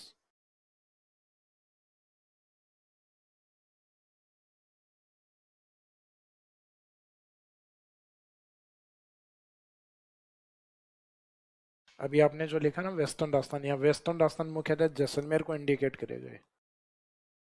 Kuldhara के आसपास के जो गांव थे, 84 गांव, वो पाली वालों के गांव थे, उन क्षेत्रों में बनी होती हैं। वैसे तो मोस्टली नॉर्थ जैसलमेर में ज्यादा होती है। तो इसी में नेक्स्ट लाइन में लिखो खड़ीन झीलें खड़ीन झीलें मुख्यतः उत्तरी जैसलमेर में पाई जाती हैं। Khadin lakes are mostly found in north Jaisalmer. Khadin झीलें मुख्यतः या सर्वाधिक उत्तरी जैसलमेर में पाई जाती हैं। Khadin lakes are mostly found in north Jaisalmer. तो जैसलमेर आप रट के जाते हैं और कई बार क्वेश्चन में जैसलमेर मिल जाता है आपको कि जिन्हें जैसलमेर में सर्वाधिक पाई जाती हैं, तो जितना आपने वो पता होता है क्वेश्चन में भी उतना ही लिखा हुआ है। फिर आपको ऑप्शन में डायरेक्शन मिलती है कि जैसलमेर में नॉर्थ में, साउथ में, ईस्ट में या वेस्ट में। तो आंसर रहेगा जैसलमेर के नॉर्थ में। तो ये झीलें मुख्यतः या सामान्यतः जैसलमेर के उत्तर में अधिक पाई जाती हैं। यानी जनरली जिस क्षेत्र में अधिक मिलेंगे जैसलमेर का नॉर्थ पार्ट होता है। तो एक तरीके से वाटर कंजर्वेशन की टेक्निक्स भी होते हैं जल को संग्रहित करने, क्योंकि ये मुख्यतः उस भाग पे बनाई जाती हैं जो बालू का स्तूप का खड़ा भाग होता है। खड़ा भाग यानी जो थोड़ा जमे हुए चट्टानी भाग जो होते हैं, जहाँ थोड़ा सा मिट्टी कठोर हो, चट्टाने हो, ताकि पानी वहां लंबे टाइम तक स्टोर हो पाए। तो उस बालू का स्तूप के खड़े हिस्से पे बनने के कारण इसको क्या बोला गया है, ये खड़ी लेक्स इस तरीके से होती। तो इस कारण इसको नाम दिया गया है खड़ी लेक्स। और इसके आगे का जो मिट्टी वाला जो एरिया है नीचे वाला, ये एक मैदान के रूप में यूज किया जाता है जिसके अंदर मुख्यतः कृषि की जाती है। तो आगे वाले हिस्से में या तो बारिश हो जाती है सर्दियों में, या नहीं होती तो खड़ीन झीलों से 2-4 बार पानी छोड़ दिया जाता है, क्योंकि कम पानी वाली फसलें की जाती और मोस्टली इस क्षेत्र में रबी फसलें ज्यादा होती। तो ये तो हम आगे क्रॉप्स में पढ़ेंगे खड़ीन एग्रीकल्चर में। तो खड़ीन एग्रीकल्चर में मुख्यतः विंटर सीजन की क्रॉप्स अधिक होती हैं, क्योंकि विंटर में एक तो पानी की आवश्यकता वैसे ही कम होती, क्योंकि अपने विंटर में ह्यूमिडिटी ज्यादा रहती है। वैसे तो समर के अंदर मैक्सिमम ह्यूमिडिटी होती है, तब वर्षा होती है। लेकिन समर विंटर में जनरली क्या होता है कि ह्यूमिडिटी उस प्रकार से होती है, जैसे कि ज्यादा का मीनिंग है जैसे एटमॉस्फेयर में तो ऑल ओवर ह्यूमिडिटी उस समय कम रहेगी, लेकिन अपने प्लांट्स के ऊपर ह्यूमिडिटी उस समय ज्यादा आती है। कारण जैसे अपने टेम्परेचर कम होता है, तो कम होता है तो वैसे ही हवाएं सिकुड़ती हैं। तो एटमॉस्फेयर में जो अपने वाटर वेपर के पार्टिकल्स हैं, जल वाष्प के जो कण है, वो एक दूसरे के निकट आते हैं। आप जैसे एक तो गर्मियों में देखो तो गर्मियों में प्लांट के ऊपर उसकी बूंदे दिखाई देती हैं क्या, और सर्दियों में दिखाई देती हैं। तो सर्दियों के अंदर एक तो टेम्परेचर कम होता है और एटमॉस्फेयर की जो ह्यूमिडिटी है वो प्लांट के ऊपर आ जाती है। तो इसका मीनिंग है कि उस समय अपने को एक तो पानी की आवश्यकता कम होती है सर्दियों में, और थोड़ी बहुत वर्षा की आवश्यकता होती है। तो एक आधी मावट हो जाती है, सर्दियों में होने वाली वर्षा को मावट कहा जाता है। और फिर कोई एक दो पानी की और आवश्यकता होती है, वो कहाँ से छोड़ दिया जाता है, खड़ीन झीलों से। तो पालीवाल ब्राह्मणों ने यहाँ कृषि करने का प्रयास किया है। उस कृषि के लिए इन्होंने क्या किया, नेचुरल वाटर को इसमें कंजर्ट किया, संरक्षित या संग्रहित किया। तो संग्रहण करने वाली जो टेक्निक है वो इनकी क्या है, खड़ीन झील। और उस पर डिपेंड कृषि को क्या कहा गया, खड़ीन कृषि। तो खड़ीन एग्रीकल्चर के टाइप में भी आएगी, वहां पे भी यही रेफरेंस लिखना है कि पालीवाल ब्राह्मणों के द्वारा की जाने वाली कृषि को पश्चिमी राजस्थान में खड़ीन कृषि कहा जाता है, और उनके द्वारा बनाई गई झीलों को खड़ीन झील कहा जाता है। तो ये अपना फर्स्ट पार्ट कंप्लीट हो गया। पलाया झील और खड़ीन झील दोनों में अंतर क्या समझ में आ गया? पलाया झील एक तरीके से नेचुरल लेक होती है, खड़ीन झील है वो मैन मेड लेक, मानव निर्मित झील है।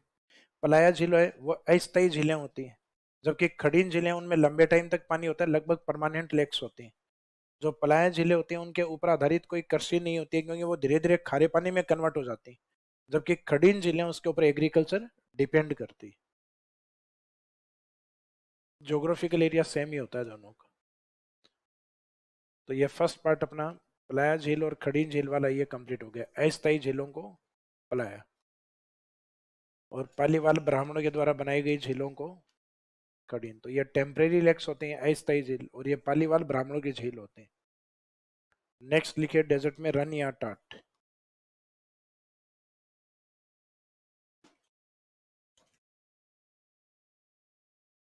यस,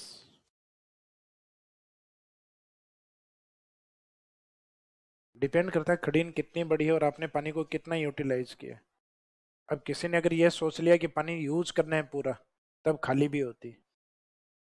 और बाकी अगर चट्टानी सतह है और यूटिलाइज कम किया है, फॉर एग्जाम्पल आप अपने घर में पानी का जो टैंक है उसमें पानी डाल के रख दो, तो मेरे अकॉर्डिंग या मेरा व्यू ये कहता है कि उसमें साल भर पानी रहता है, और आप रीता के अगले दिन ही बैठ जाओ सर अब बताओ खाली भरा हुआ, खाली भी होता है, लेकिन मोस्टली उसमें पानी साल भर देखने को मिलता है, क्योंकि वो वाटर कंजर्वेशन की एक टेक्निक होती है, और वाटर कंजर्वेशन की टेक्निक को हम भर के रखते हैं साल भर। जैसे झील क्या है, झील भी वर्षा के पानी को रिजर्व करने का एक तरीका है। तो अधिकांश झीलों में पानी साल भर होता है, लेकिन ऐसा नहीं होता कि कोई झील सूखती ही नहीं है। कुछ झीलें राजस्थान में सीजनल लेक्स होती हैं, सूखती भी हैं, लेकिन मोस्टली लेक्स कैसी होती हैं, साल भर पानी होता है झीलों में। जैसे पुष्कर हुआ, जयसमंद हुआ, फतेह सागर हुआ, आना सागर हुआ, पुष्कर झील हुई। हालांकि कुछ के धार्मिक महत्व ज्यादा होते हैं, इस कारण उनको आर्टिफिशियल तरीके से भी भर के रखते हैं। यानी पानी कम हो गया तो उनके आसपास में ट्यूबवेल खुदवा के फिर वहां से भर देंगे, लेकिन उनका भरा होना जरूरी है। जैसे पुष्कर का, तो पुष्कर में हर साल इतना ही पानी आता है जितने कावड़िए कावड़ में ले जाते हैं। श्रावण मास में लाते हैं ना अपने मंदिरों में कावड़ लाते हैं, तो रिपोर्ट में आता भी है फिर कि भाई पुष्कर में इस बार जितना पानी आया उससे ज्यादा कावड़िए कावड़ में ले गए। तो पुष्कर में पानी आया फिर कहाँ से, और पुष्कर का पानी समाप्त क्यों नहीं हुआ? तो पुष्कर कभी विजिट करके देखोगे तो उसके किनारे पे ट्यूबवेल चल रहे होते हैं। तो इसका मीनिंग वो अपने आर्टिफिशियल अप्रोच के कारण, यानी कृत्रिम कार्यों के कारण वो जीवित है झील। अदरवाइज पुष्कर को हम श्रावण मास में ही सुखा दें।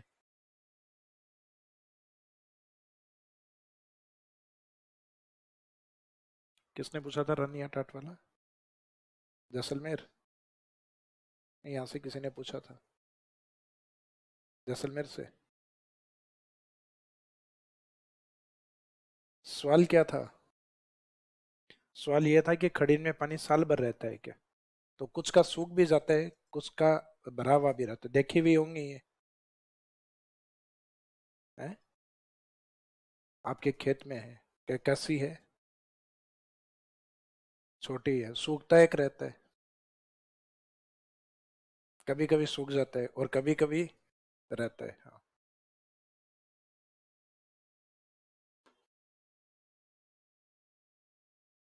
मीनिंग ऐसा कोई नियम नहीं, मतलब ज्योग्राफिकल ऐसा कोई नियम नहीं होता है इनके अंदर। नियम होता तो मैं खुद लिखवाता कि इन जिलों में 12 महीने पानी रहना अनिवार्य होता है। जैसे तालाब में बताया था ना मैंने आपको कि तालाब वो होगा जिसमें कम से कम 4 महीने पानी होना, साल के 1/3 टाइम पीरियड। इसमें ऐसी वाटर कंजर्वेशन की और किसी भी टेक्निक में ऐसा नहीं है, पानी की अनिवार्यता किसी में नहीं है। किसी का भी सूख सकता है और किसी में भी 12 महीने रह सकता है, लेकिन एक तालाब में अनिवार्य है। साल के 1/3 टाइम पीरियड 4 महीने कम से कम पानी होगा तो ही तालाब होगा, बाकी टाइम के बाउंडेशन किसी में नहीं है। अब रन और टाट क्या होता है? वैसे तो इसका जो, इसको देख के तो कई इसके मीनिंग निकाले जा सकते हैं। जैसे लेग साइड में या ऑफ साइड में खेलते हुए भागकर विराट कोहली ने 2 रन लिए, तो 1 रन तो वो भी होता है क्रिकेट वाला भाग के जो लेते हैं। एक ये होता है टाट, हमारी शेखावाटी में बकरियों को टाट कहते हैं। जयपुर के आसपास जो चने की निकालते हैं उसको टाट कहते हैं। कई बोरियों की जो होती है उसको टाट कहते हैं, और कई अब गर्मियों में पूरी साफ करवा लेते हैं, जो तेरे नाम सेकंड या गजनी हाफ। गजनी का पहला पार्ट होता है ना, हाफ के निकट आता है तब, हालांकि शुरुआत में ही होता है गजनी तो, है ना। तो एक जो नासमझ होता है उसको भी बावली टाट, बावली घसेड़ वो बोलते हैं। तो टाट के मीनिंग बहुत सारे होते हैं।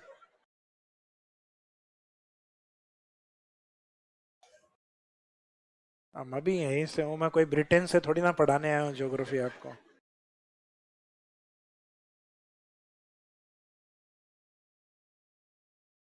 तो ये अपने मरुस्थल वाला क्षेत्र होता है, जिसमें मैंने आपको बताया था कि मरुस्थल के नीचे लवणीय चट्टानें पाई जाती हैं। लवणीय चट्टानें माइका सिस्ट।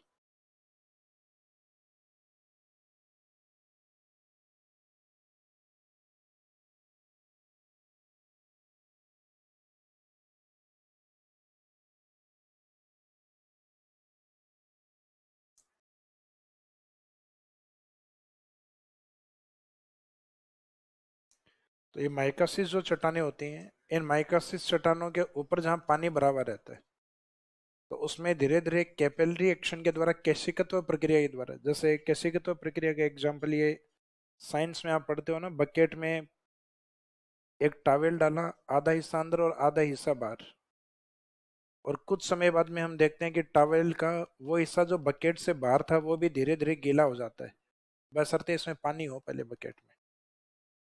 तो वो धीरे धीरे वो गीला क्यों हो जाता है?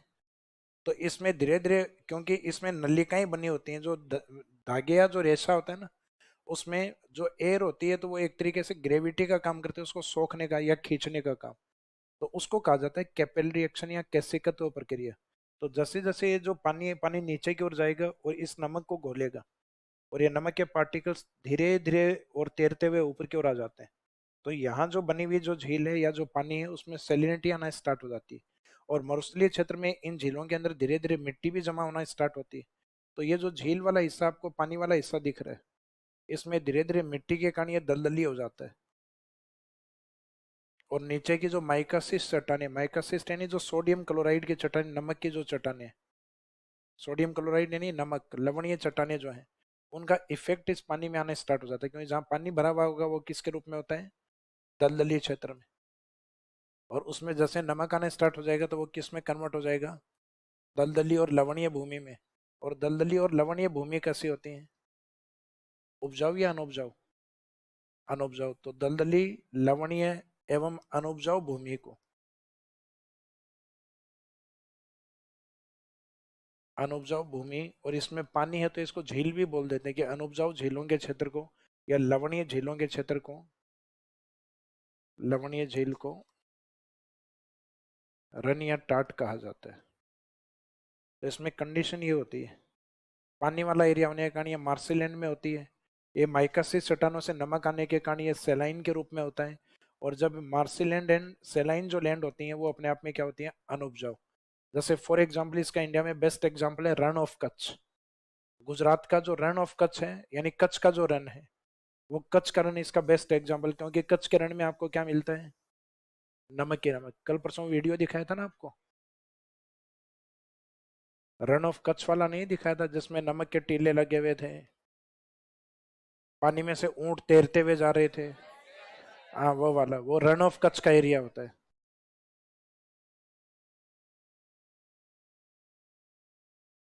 अभी तक वीडियो एक ही दिखाया आपको। तो रन ऑफ कच्छ वाला जो एरिया है वो बिल्कुल सफेद है। तो जो सफेद भूमि होती है उस पर प्रोडक्शन करना इम्पॉसिबल है, क्योंकि नमक की जगह है वो। कच्छ भारत का सबसे बड़ा जिला है, वो बड़ा जिला इसी कारण है क्योंकि वहाँ सरवाइव करना मुश्किल है। तो सरवाइव करना है तो जनसंख्या वहाँ बहुत कम है, तो कम है तो जिला बनाए किसके लिए? भाई जिला तो तब बनाए जब लोग हों। राजस्थान का सबसे बड़ा जिला जैसलमेर है। अब कोई जैसलमेर वाला ये डिमांड करता ही नहीं है एक जिला और बनाओ हमारा। कहीं जिला जो डिमांड कर रहे हैं उनको ये तो पूछो भाई हो कितने आप लोग। तो वैसे ही वो हजारों किलोमीटर दूर चलते, सैकड़ों किलोमीटर दूर चलते हैं, तब पता चलता कोई दूसरा गांव आया है। तो मीनिंग है काफी ज्यादा डिस्टेंस पे जनसंख्या बहुत कम है वहाँ। तो जनसंख्या कम है तो उनकी डिमांड ही नहीं होती। बाद में पता चले कि भाई एक गांव बना दिया कि गांव में घर कितने की 3।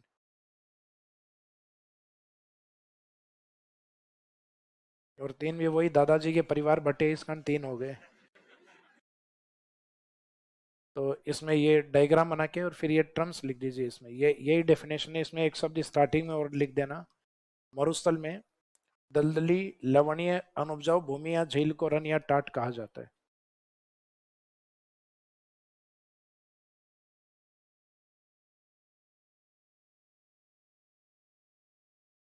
तो इसमें मर्सी, तो मार्शी लैंड जो होती हैं सेलाइन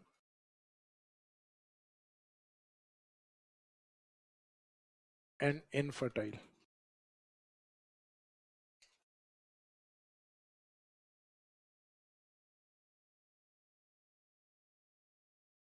तो इसमें marshy saline and infertile land, land और lakes.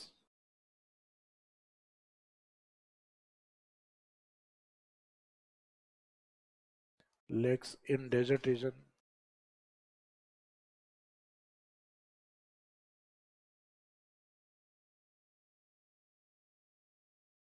Are known as Rann और टट।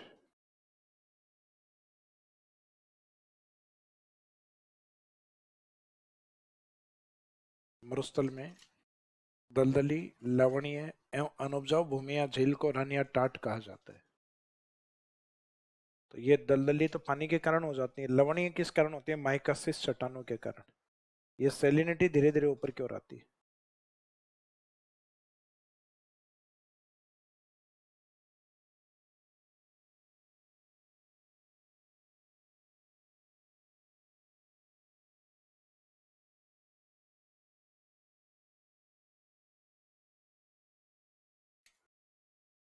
इसको कहा जाता है कैपिलरी एक्शन, कैसिकतो प्रक्रिया। इस कैपिलरी एक्शन के द्वारा सेलिनिटी इन झीलों के अंदर,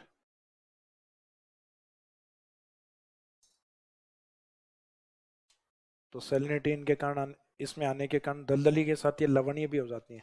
और जब जमीन दलदली और लवणीय दोनों हो जाती है तो उसको हम क्या मानते हैं, इनफर्टाइल लैंड। और पानी बचाओ तो झील भी बोल देते हैं। जैसे रन ऑफ कच्छ में आपको मैंने बताया था पानी भी भरा हुआ रहता है और सूखा एरिया भी होता है।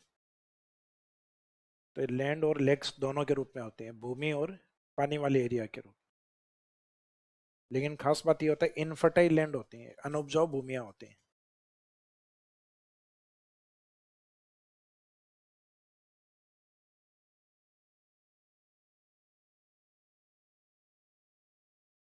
किसमें, कच्छ। कच्छ सेकंड लेह है, नंबर थर्ड जैसलमेर। तीनों में डेजर्ट कंडीशंस होती हैं। आगे बातें करेंगे इनकी, तब बताएंगे वापस।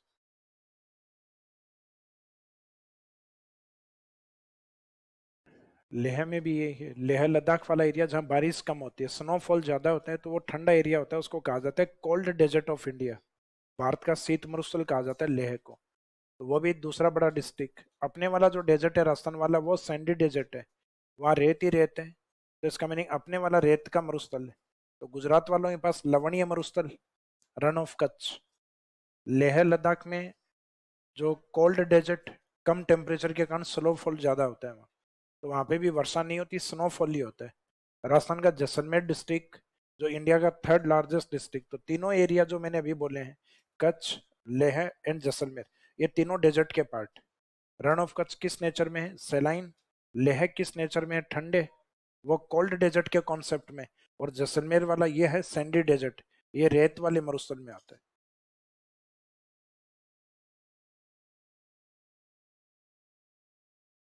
अब राजस्थान के कुछ इंपोर्टेंट रन आते हैं अपने, वो कौन कौन से हैं, तो ये डायग्राम या डेफिनेशन लिखने जस्ट बाद में लिखो। राजस्थान के प्रमुख रन,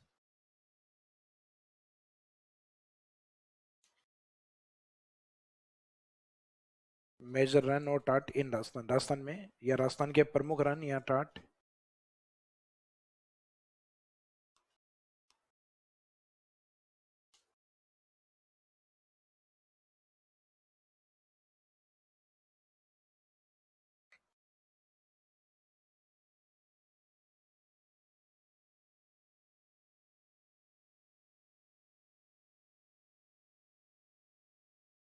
जैसे चूरू वाला जो एरिया, तो चूरू में एक रण आता है अपने ताल छापर।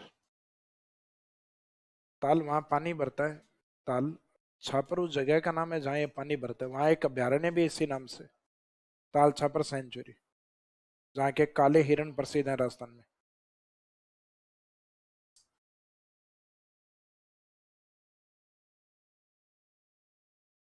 ताल छापर,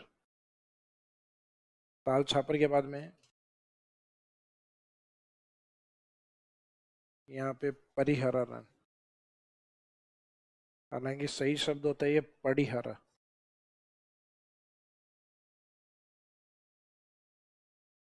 लेकिन इंग्लिश में अडे को यानी डी को आर लिख दिया इसमें, तो ये बन गया पड़ी, परी बन गई, परिहरा। तो ये एक दो बार एग्जाम में ये पूछा हुआ है, परिहरा करण राजस्थान के किस क्षेत्र में, तो आंसर था शेखावाटी। और शेखावाटी में भी जिला पूछे तो आंसर है चूरू। तो ये मुख्यतः चूरू का पार्ट। फिर राजस्थान के नॉर्थ की तरफ जोधपुर का एक भाग जो अलग हो गया बॉर्डर पे, फलोदी। तो फलोदी वाले एरिया में एक तो आता है बापरन, तो जगह का नाम है। कोई पूछे बाप कहाँ पर है, तो ये मत कहना सर घर पे है। तो फादर के लिए नहीं है, ये वाला क्षेत्र के लिए है। फलोदी में बाप के अलावा एक जगह और आती है, ये फलोदी खुद ही आता है, फलोदी का रन। आगे हम जब लेक्स पढ़ेंगे तो फलोदी की झील आएगी। फलोदी की झील किस प्रकार की है, मीठे पानी की या खारे पानी की? खारे पानी की, तभी रण के रूप में काउंट होगी वो। तो फलोदी में फलोदी का रण भी आता है, तो उसमें बाप रन एंड फलोदी रन। फिर पश्चिमी राजस्थान में हम जाते हैं जैसलमेर। तो जैसलमेर में तो रण वो है जहाँ पे न्यूक्लियर टेस्ट, परमाणु परीक्षण भी हुआ है। तो राजस्थान के प्रसिद्ध रणों में से एक है पोखरण।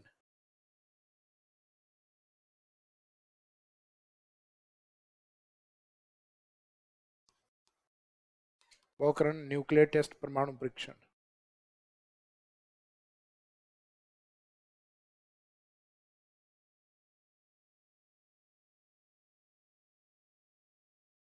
Nuclear test 1974 and 1998।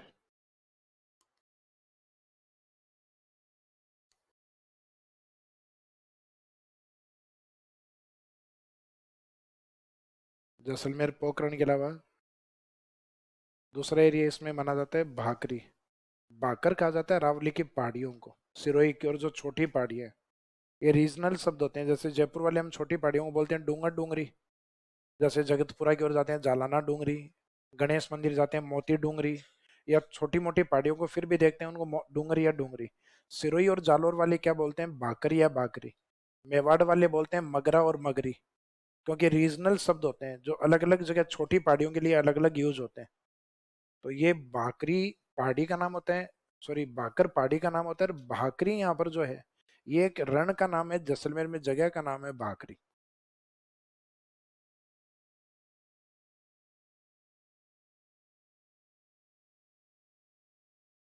भाकरी रण। फिर अपने इस साइड में जैसलमेर से जस्ट नीचे बाड़मेर की ओर,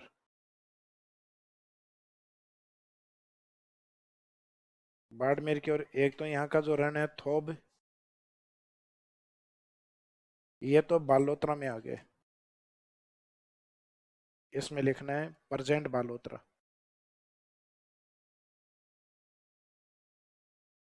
ये थोब गरन THOB।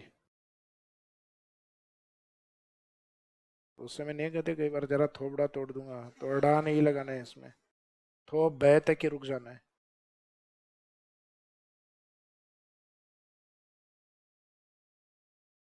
थोब के बाद में बाड़मेर वाले एरिया में एक आजकल रन ऑफ कच्छ की तरफ प्रसिद्ध साइट हुई है ना, यहाँ जो लोग देखने के लिए जाते हैं, रेडाना।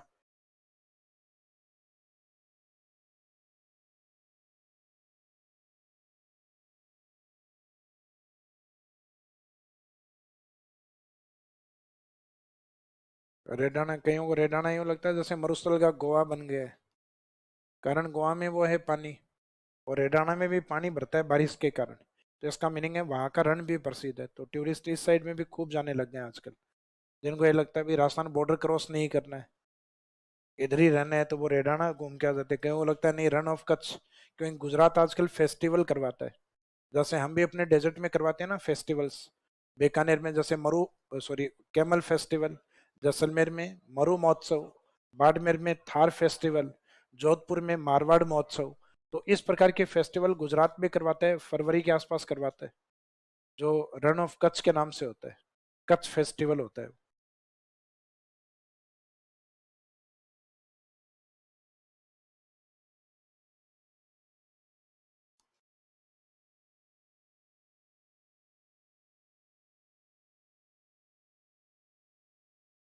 अच्छा, जोड़े आए हैं पहले।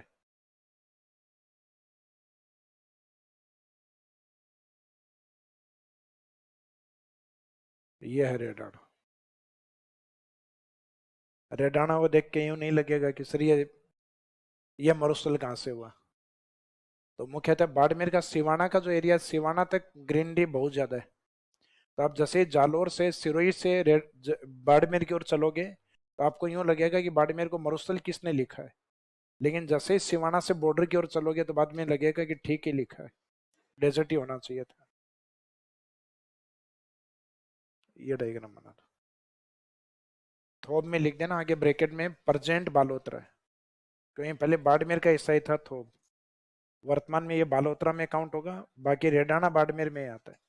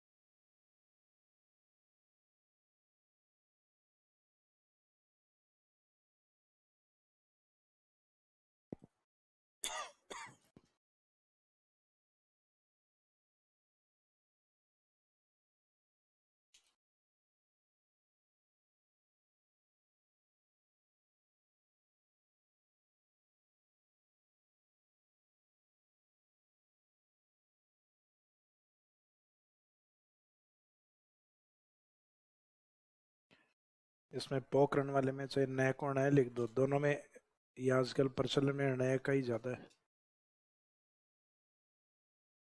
लेकिन ये नए बना इसी से, ये रण से। ये जैसलमेर में पोख एरिया हुआ करता था, पोख, पोख का रण था, जिसको धीरे धीरे हमने मॉडिफाई करके क्या बना दिया, पोखरण।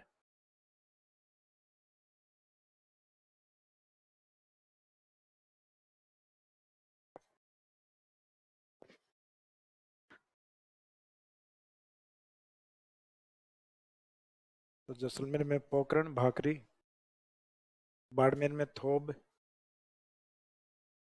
थाली वाला थ है, थोब है, थोब रन, आगे ब्रैकेट में लिख देना प्रेजेंट बालोतरा, ब्रैकेट में आगे लिख देना वर्तमान बालोतरा, और फिर रेडाना, रेडाना यहीं पर है बाड़मेर। तो इसका भी पश्चिमी राजस्थान में एक टूरिज्म साइट के रूप में फेम बढ़ रही है इसकी अब धीरे धीरे।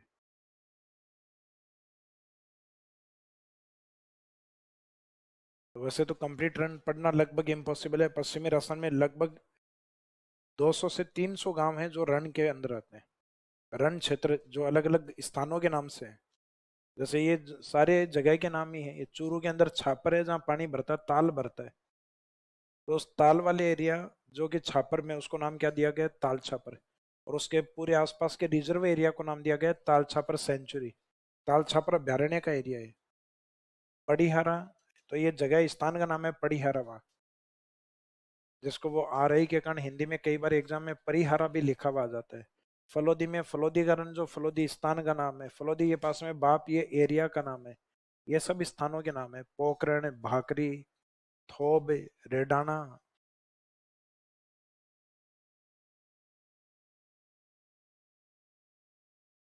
तो ऐसे कोई 4-5 या 7-8 अपन ने जो लिखे हैं वही नहीं है, सैकड़ों गांव है यहाँ।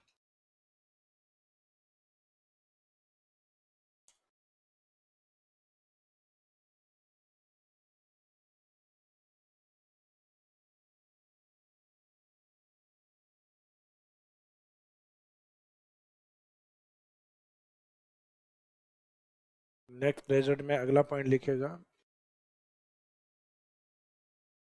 लाठी सीरीज। लाठी सीरीज या जलपट्टी।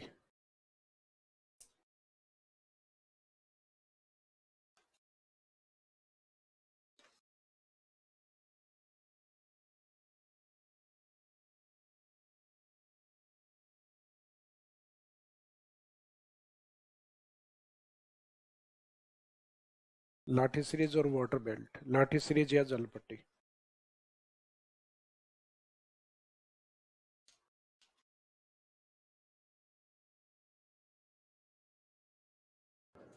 तो लाठी सीरीज का मीनिंग क्या है?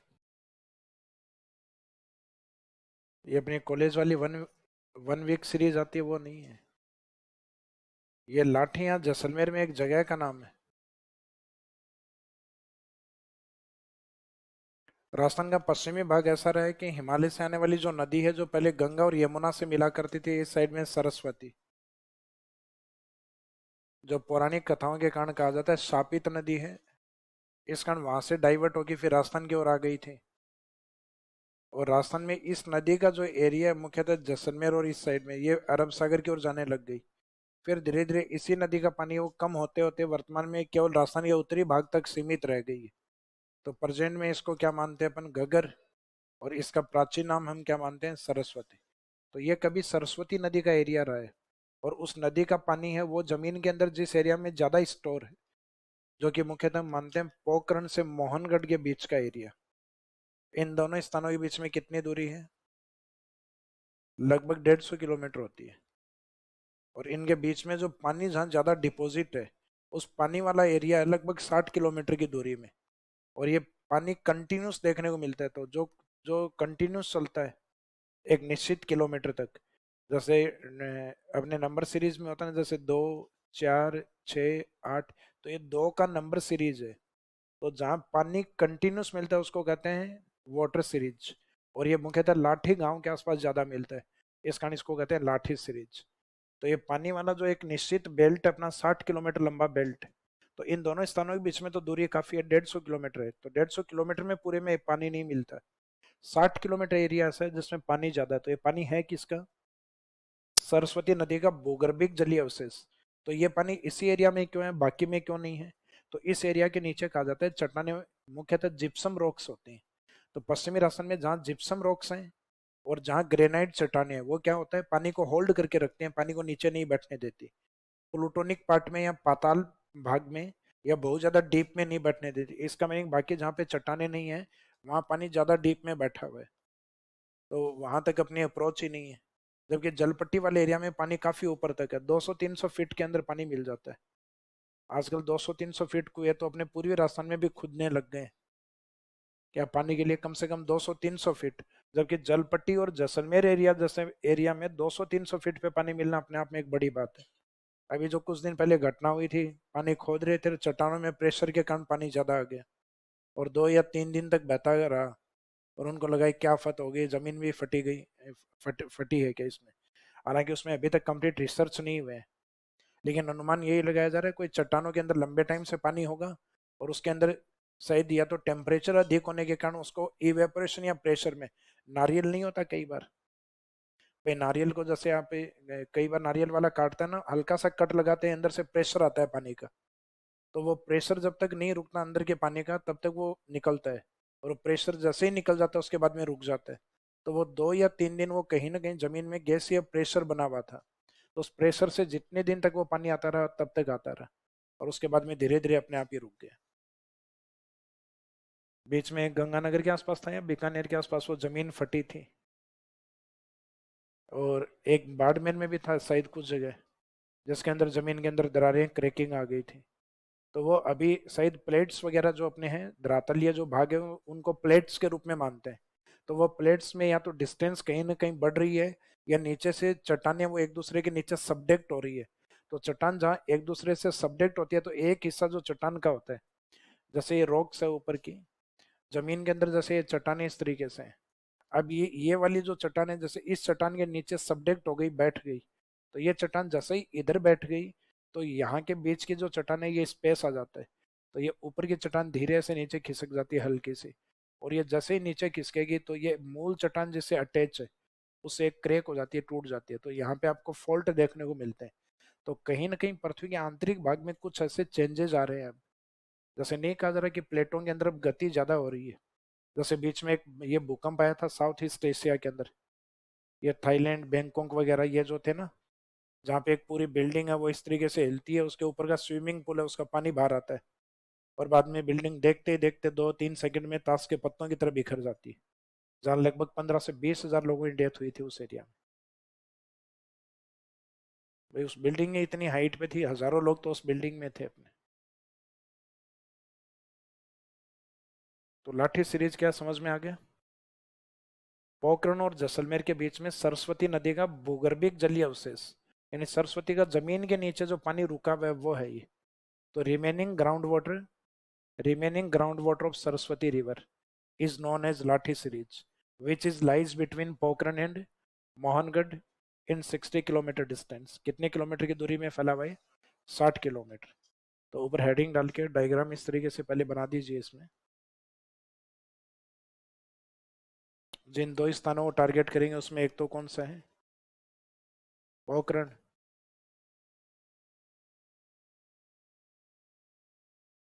दूसरा इसमें मोहनगढ़।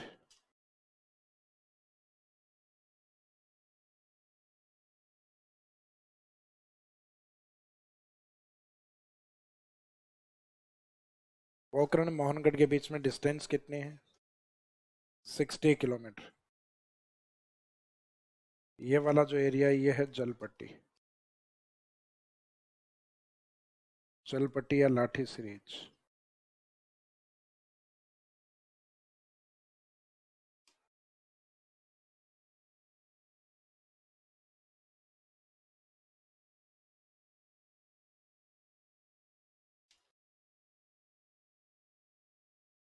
जलपट्टी या लाठी सीरीज।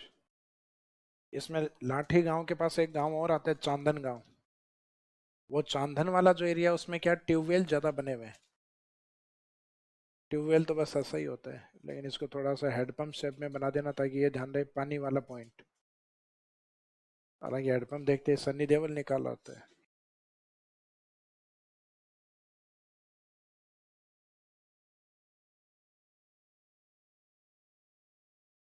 ये सही सब तो ये है चांदन, लेकिन कई बार ये एग्जाम में चांदन भी लिखा हुआ जाता है, इससे ज्यादा सही ये होता है लिखने में ये ठीक।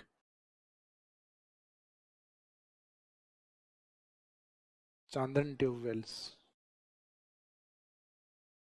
चांदन नलकूप। घर में अपने को जहाँ से पानी मिलता है उसको गड़ा कहते हैं ना अपन, मटका या गड़ा। तो रेगिस्तान में इस एरिया में पानी ज्यादा निकलता है, ट्यूबवेल ज्यादा बने हुए हैं चांदन में, इस कारण इसको कहते हैं थार का गड़ा, पोर्ट ऑफ थार। तो राजस्थान में चांदन नलकूप है वो किसके नाम से प्रसिद्ध है? थार का गड़ा।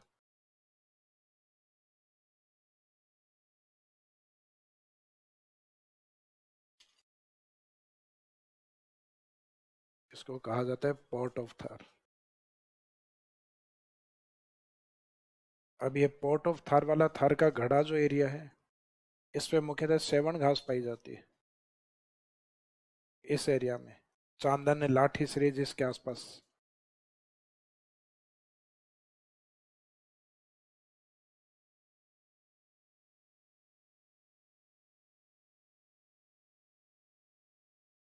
सेवन घास, और ये घास मुख्यतः जो गोडाउन पक्षी, अपना राजस्थान का राज्य पक्षी स्टेट बर्ड, उसके लिए अंडे देने के लिए अनुकूल जगह मानी जाती है।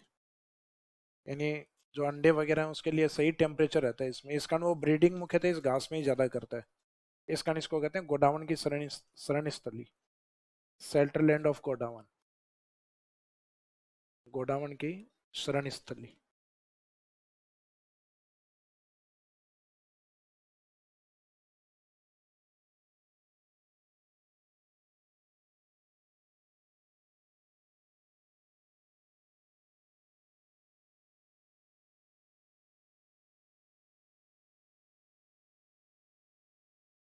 तो जलपटिया लाठी सीरीज, उस पे सेवन घास क्या कहलाती है? Shelter land of godown, godown की शरण स्थली।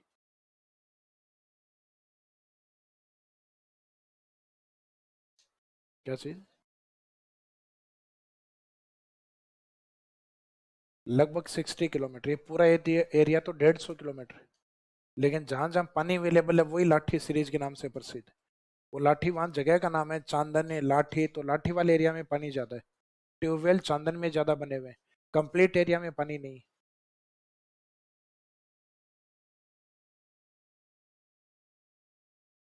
ऐसे नदी वाले एरिया में है केवल। हाँ, तो जो एक निश्चित मीटर में ही है, चौड़ाई तो कम है इसकी, ये लेंथ है इसके 60 किलोमीटर, ड्रेनेज कैचमेंट एरिया।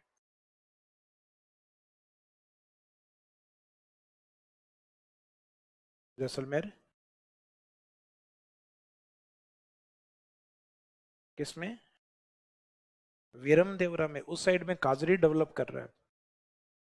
वहां जो डेवलप की जा रही है वो काजरी के द्वारा है। पश्चिमी राजस्थान में एक एरिड इंस्टीट्यूट है, जोधपुर में काम करता है वो अपने रिसर्च के द्वारा इस घास को डेवलप कर रहे हैं, central arid zone research institute. तो आप जो बता रहे हो ना, पोखरण के पास वाला जो एरिया, इसमें काजरी के द्वारा, क्योंकि ये अपने आप में एक पौष्टिक घास होती है, अन्य घासों की तुलना में इसमें प्रोटीन की मात्रा ज्यादा होती है।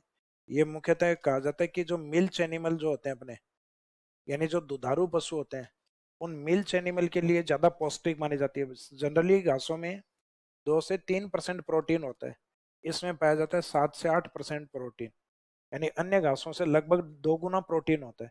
तो जैसे ही लोगों को इसका इंपॉर्टेंस पता चला तो घास साफ, और घास साफ तो गोडाउन की शरण स्थली समाप्त हो गई। तो गोडाउन ने धीरे धीरे प्रजनन करना बंद कर दिया, ब्रीडिंग करना बंद कर दिया। तो पक्षी एक सीमित संख्या में आ गया, 100 to 100, 200 से भी कम है वर्तमान में गोडाउन। तो इंडेंजर्ड स्पीसीज में काउंट होता है ये, संकटकालीन जीवों की संख्या में काउंट। अपने राजस्थान में लगभग 150 या 160 के आसपास है। बाकी बचे हुए 30-40 गुजरात में और महाराष्ट्र में। अपने सदन में कुछ स्टेट और हैं जिनमें भी गोडावन पाया जाता है, लेकिन इंडिया में गोडावन लगभग 75% राजस्थान में ही है। फिर बचे हुए कोई 40-50 हैं वो महाराष्ट्र और गुजरात की तरफ भी है। तो जलपटिया लाठी सीरीज क्या है? तो इसका मीनिंग तो रहेगा सरस्वती नदी का भूगर्भिक जलीय अवशेष है। भूगर्भिक जलीय अवशेष है जो पोखरण मोहनगढ़ के बीच में स्थित है, जिसकी टोटल लेंथ कितनी है? 60 किलोमीटर। तो इसमें लिखिएगा, डेफिनेशन के तौर पे लिखो।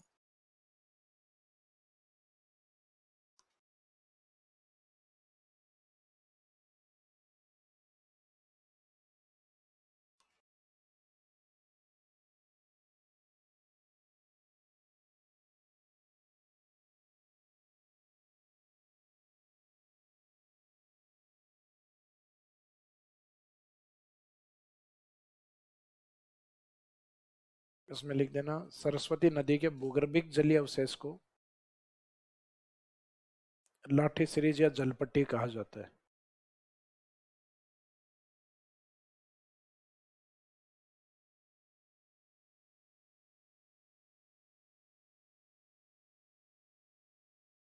Remaining ground water of Saraswati river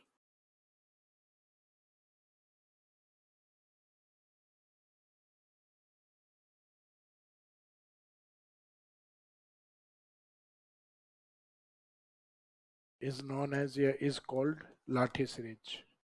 लाठी सीरीज और वाटर बेल्ट सरस्वती नदी के भूगर्भिक जलीय अवशेष, यानी भूगर्भ में जो पानी का अवशेष बचा हुआ है उसको नाम दिया गया। तो ये अवशेष मैंने आपको बताया था, जहाँ या तो जिप्सम रॉक्स हो या ग्रेनाइट रॉक्स हो, पानी को होल्ड करके रखते हैं, इसी कारण ये पानी ऊपर है। तो remaining ground water of Saraswati river, तो इसमें सरस्वती शब्द है, जो सरस्वती नदी लिखा वो अंडरलाइन कर दीजिए। बाई चांस पूछ लें लाठी सीरीज में पानी किस नदी का है, तो ये सरस्वती नदी का पानी माना जाता है। जलपट्टी या लाठी सीरीज कहा जाता है। इसी में नेक्स्ट लाइन में लिखो, लाठी सीरीज पोखरण एवं मोहनगढ़ के मध्य स्थित है, जिसकी कुल लंबाई 60 किलोमीटर है। लाठी सीरीज लाठी series is lies between Pokhran and Mohangarh. लाठी सीरीज पोखरण एवं मोहनगढ़ के मध्य स्थित है, जिसकी कुल लंबाई 60 kilometre, it's total length is 60 kilometre.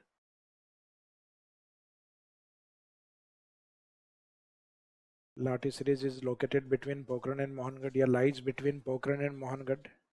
Its total length is 60 kilometre. तो ये पोखरण मोहनगढ़ के बीच की दूरी नहीं है, लाठी सीरीज की दूरी है 60 किलोमीटर. पोखरण मोहनगढ़ में तो लगभग इसके 2.5-3 गुना दूरी है.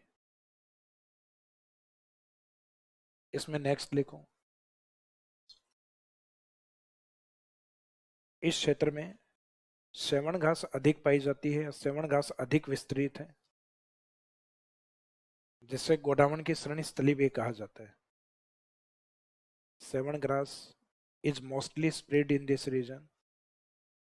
सेवण घास is mostly spread in this region. इस क्षेत्र में सेवण घास अधिक पाई जाती है.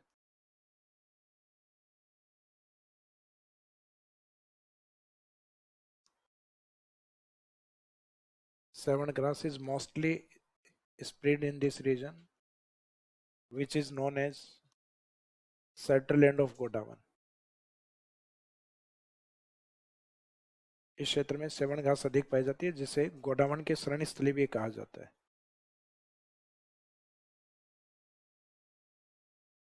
Seven grass is mostly found या mostly spread in this region, which is known as shelter land of Godawan.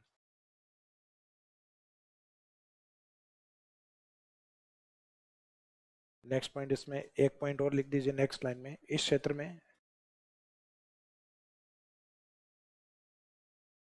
क्षेत्र में सर्वाधिक ट्यूबवेल चांदन में पाए जाते हैं, जिसे थार का गढ़ा भी कहा जाता है. Most of tube wells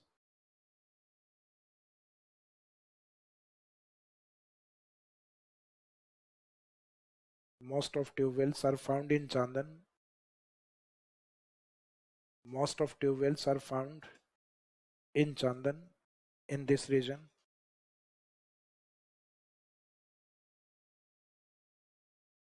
Which is known as या called as Port of Thar.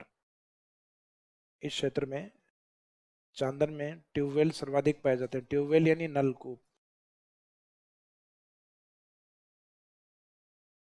चांदन में नलकूप अधिक पाए जाते हैं, जिसे थार का गढ़ा भी कहा जाता है. विच इज नोन एज या which is called port of Thar, जिसे थार का गढ़ा भी कहा जाता है. इसका मीनिंग है कि पानी की थोड़ी सी डीप ज्यादा होने के कारण, वैसे एक तो होते हैं अपने कुएं ग्रामीण क्षेत्रों में. कुएं तो जो जहां पहले पानी की डीप कम हुआ करती थी, वहां कुएं ज्यादा बनाए जाते हैं. ये चौड़ाई में बनते हैं. ट्यूबवेल तो क्या होता है, सिर्फ एक ड्रिलिंग होती है जमीन के अंदर, जिसमें ट्यूब सेट की जाती है, पाइप. तो ये पाइप वाला जो कुआं बनता है उसको क्या बोलते हैं, ट्यूबवेल्स. और बाकी ये जो ओपन वाले खुले बनते हैं, जिनके अंदर पाइप अपने को जाता हुआ दिखाई देता है, कुआं भी साफ साफ दिखाई देता है. या प्लूटोनिक पार्ट के जमीन के अंदर के पानी को भी अपन अपनी आंखों से देख सकते हैं, बशर्ते पानी बहुत ज्यादा गहराई में ना हो. तो ये होते हैं वेल्स, जिसमें कोई परेशान व्यक्ति है वो कूद भी सकता है. ये कुएं, इसमें टाबर फंस जाते हैं कई बार. वो खेलते खेलते नहीं होते, इसमें बच्चा फंस गया, बाद में प्रशासन के अथक प्रयासों से और टाबर को 2 दिन बाद जीवित बाहर निकाल लिया जाता है, क्योंकि इसके पास में एक नया कुआं खोदा जाता है और उसे अंदाजा लगाया जाता है कि लगभग कहाँ है. तो ड्रिलिंग करके फिर बाद में बच्चे को वापस बाहर निकालते हैं. तो ये होते हैं ट्यूबवेल्स, जो ट्यूब के द्वारा. इसका मीनिंग जो डीप एरिया होते हैं पानी वाले, वहां ट्यूबवेल्स ही किए जाते हैं. तो आजकल तो वैसे ही कुएं कोई नहीं करता, क्योंकि कुओं का बजट बहुत ज्यादा आता है. भाई एक एक ईंट की कीमत हो गई 8-9 रुपए. तो पहले जो कुओं की चिनाई होती थी अंदर की, और वो किससे होती थी, अलग अलग फर्मे बनाए जाते थे और ईंटों के फर्मे होते थे वो. तो अब तो उतनी डीप में कि बहुत ज्यादा कॉस्टली हो जाए, अब करवाते हैं ये वाला कुआं. और वो बनने में क्या पता 1.5-2 साल लग जाए, 300-400-500 फीट गहराई तक. 10 मीटर की दीवार नहीं बनती है मिस्त्री से 3 महीने.